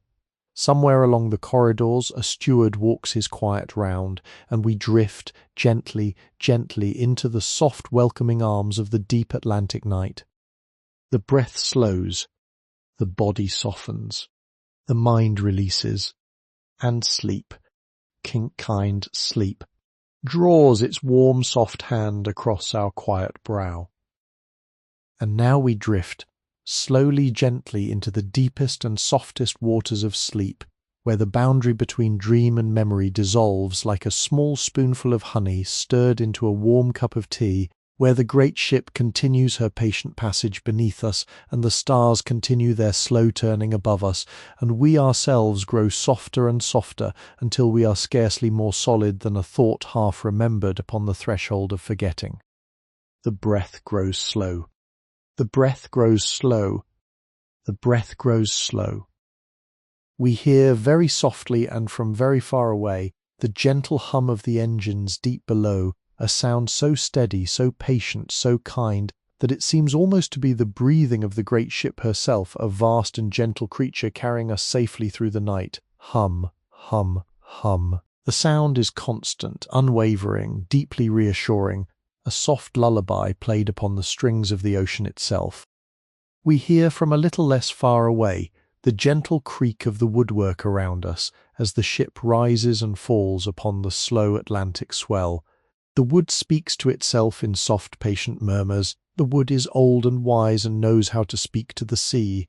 The wood remembers being a tree in a forest and now remembers being a wall on a great ship and is content with both memories. Creak, creak, soft little creak. The sound is friendly. The sound is gentle. The sound is the sound of an old grandmother knitting in a chair beside a quiet fire. The bed beneath us is soft. The The bed beneath us is warm, the pillow beneath our head is deep and supportive. The coverlet upon us is just heavy enough to feel like the gentle hand of a kind friend resting upon our shoulder. We are wrapped in warmth, we are wrapped in softness, we are wrapped in the deep, embracing comfort of perfect rest. Through the porthole the stars peer down, the Pleiades shine softly. Sirius gleams in his blue-white brilliance. Orion has descended now, descended into the western sea, and the new stars of the deep night sky have risen in his place, slow and patient and beautiful. The stars do not hurry. The stars do not worry. The stars simply shine as they have shone for billions of years, as they will shine for billions more, slow lamps in the great patient cathedral of the night. We breathe in, slowly. We breathe out, slowly. We breathe in, slowly. We breathe out, slowly. Somewhere, in some deep, distant memory, we feel again the soft, gentle texture of the carpets beneath our feet on the great staircase, that deep crimson runner held in place by slender brass rods. The carpet is soft, the carpet is gentle, the carpet has been woven by patient hands in a Yorkshire mill, and we feel suddenly grateful, deeply grateful for those patient hands, for their slow, careful work, for the gift of softness they have bestowed upon all who walk upon this ship. Somewhere, in some deeper distant memory, we hear again the slow notes of the piano in the lounge, the Chopin nocturne played by the young woman in the soft afternoon light, the notes falling like petals from her fingertips upon the keys. The notes are slow, the notes are gentle, the notes are sweet. They drift through our half-sleeping mind like leaves drifting upon the surface of a quiet evening pond. Somewhere deeper still, we taste again the gentle perfume of the lemonade from the veranda cafe, the cool sweetness of fresh lemons mixed with cold spring water, the slight green coolness of the mint sprig garnishing the glass. The taste is fresh, the taste is gentle, the taste is the very essence of a perfect summer afternoon distilled into a single tall, slender glass. The breath grows slow, the breath grows slow, the breath grows slow. We drift deeper. The cabin around us begins to dissolve into a soft golden haze. The walls grow softer, the porthole grows softer, the bed beneath us grows softer still. We are no longer entirely in the cabin. We are no longer entirely on the ship. We are no longer entirely anywhere at all. We are simply present, suspended in the soft, gentle warmth of the dream that lies just beyond the door of true sleep. We see, faintly, the great staircase rising before us once more, with its dome of frosted glass shining softly above. We see the gentle clock with its allegorical figures, honour and glory keeping their patient watch across all the slow hours. We see the dappled green light of the veranda cafe falling across the checkerboard floor. We see the warm golden glow of the lounge fire. We see the slow rise and fall of the great brass pistons in the engine room, each piston rising and falling with the slow patient rhythm of a heartbeat. Rise, fall, rise, fall, rise, fall. We breathe with the pistons. We breathe with the engines. We breathe with the great patient ship. In, out, in, out, in, out. The bell strikes from the bridge, very far away, very softly. Just a single gentle peal that travels across the cool night air and arrives in our half-sleeping ears as the merest whisper of sound. We do not count the strokes, we do not need to count, the hour does not matter. There is no hour. There is only the slow, soft drift of the body and the breath and the mind into the deep, welcoming waters of sleep. The corridors continue their golden glow. The lamps in their frosted shades continue their patient work. The carpets continue their muffling silence. The stewards continue their gentle nighttime rounds. The cabin doors stand silent. The dining saloon waits, set fresh for the morning in its patient golden stillness. The library holds its books. The chapel keeps its small red sanctuary lamp burning. The chart room cradles its faithful chronometer, ticking and ticking and ticking with patient mechanical devotion. All of it continues. All of it waits. We breathe in, slowly. We breathe out, slowly. We breathe in, slowly. We breathe out, slowly. The stars wheel above. The sea moves below. The ship slips gently forward through the soft black water. The night deepens further still. We grow softer. We grow softer. We grow softer. Sleep comes now. Sleep comes now. Sleep comes now. It comes slowly, gently, kindly, taking our small sleeping body in its great soft arms and carrying us deeper and deeper into the warm, dark waters of perfect rest. The ship rocks gently, the engines hum, the stars shine, the corridors glow, the cabins sleep, the sea breathes. The night holds us all in its great, patient, loving embrace. We are safe. We are warm. We are gently carried. We are held, to all of us, you and I, than the soft golden memory of a beautiful evening that lasted long ago, than that lasts still, hand that will always last, the quiet, protected place where memory and dream and gentle history merge into a single, soft, eternal hush. Sleep now. Sleep now. Sleep now. The night is long. The bed is warm. The ship is steady. The stars are kind. Sleep now, dear friend. Sleep now. Sleep. Sleep. Sleep. Welcome to Sleepy History with Henry. Here, we harness AI to breathe new life into authentic historical records, creating an immersive auditory experience.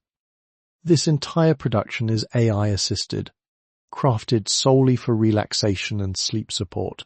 TAND is not a substitute for professional medical advice. Please do not listen while driving or operating machinery. Now, let Henry and AI guide you on a peaceful journey through the past.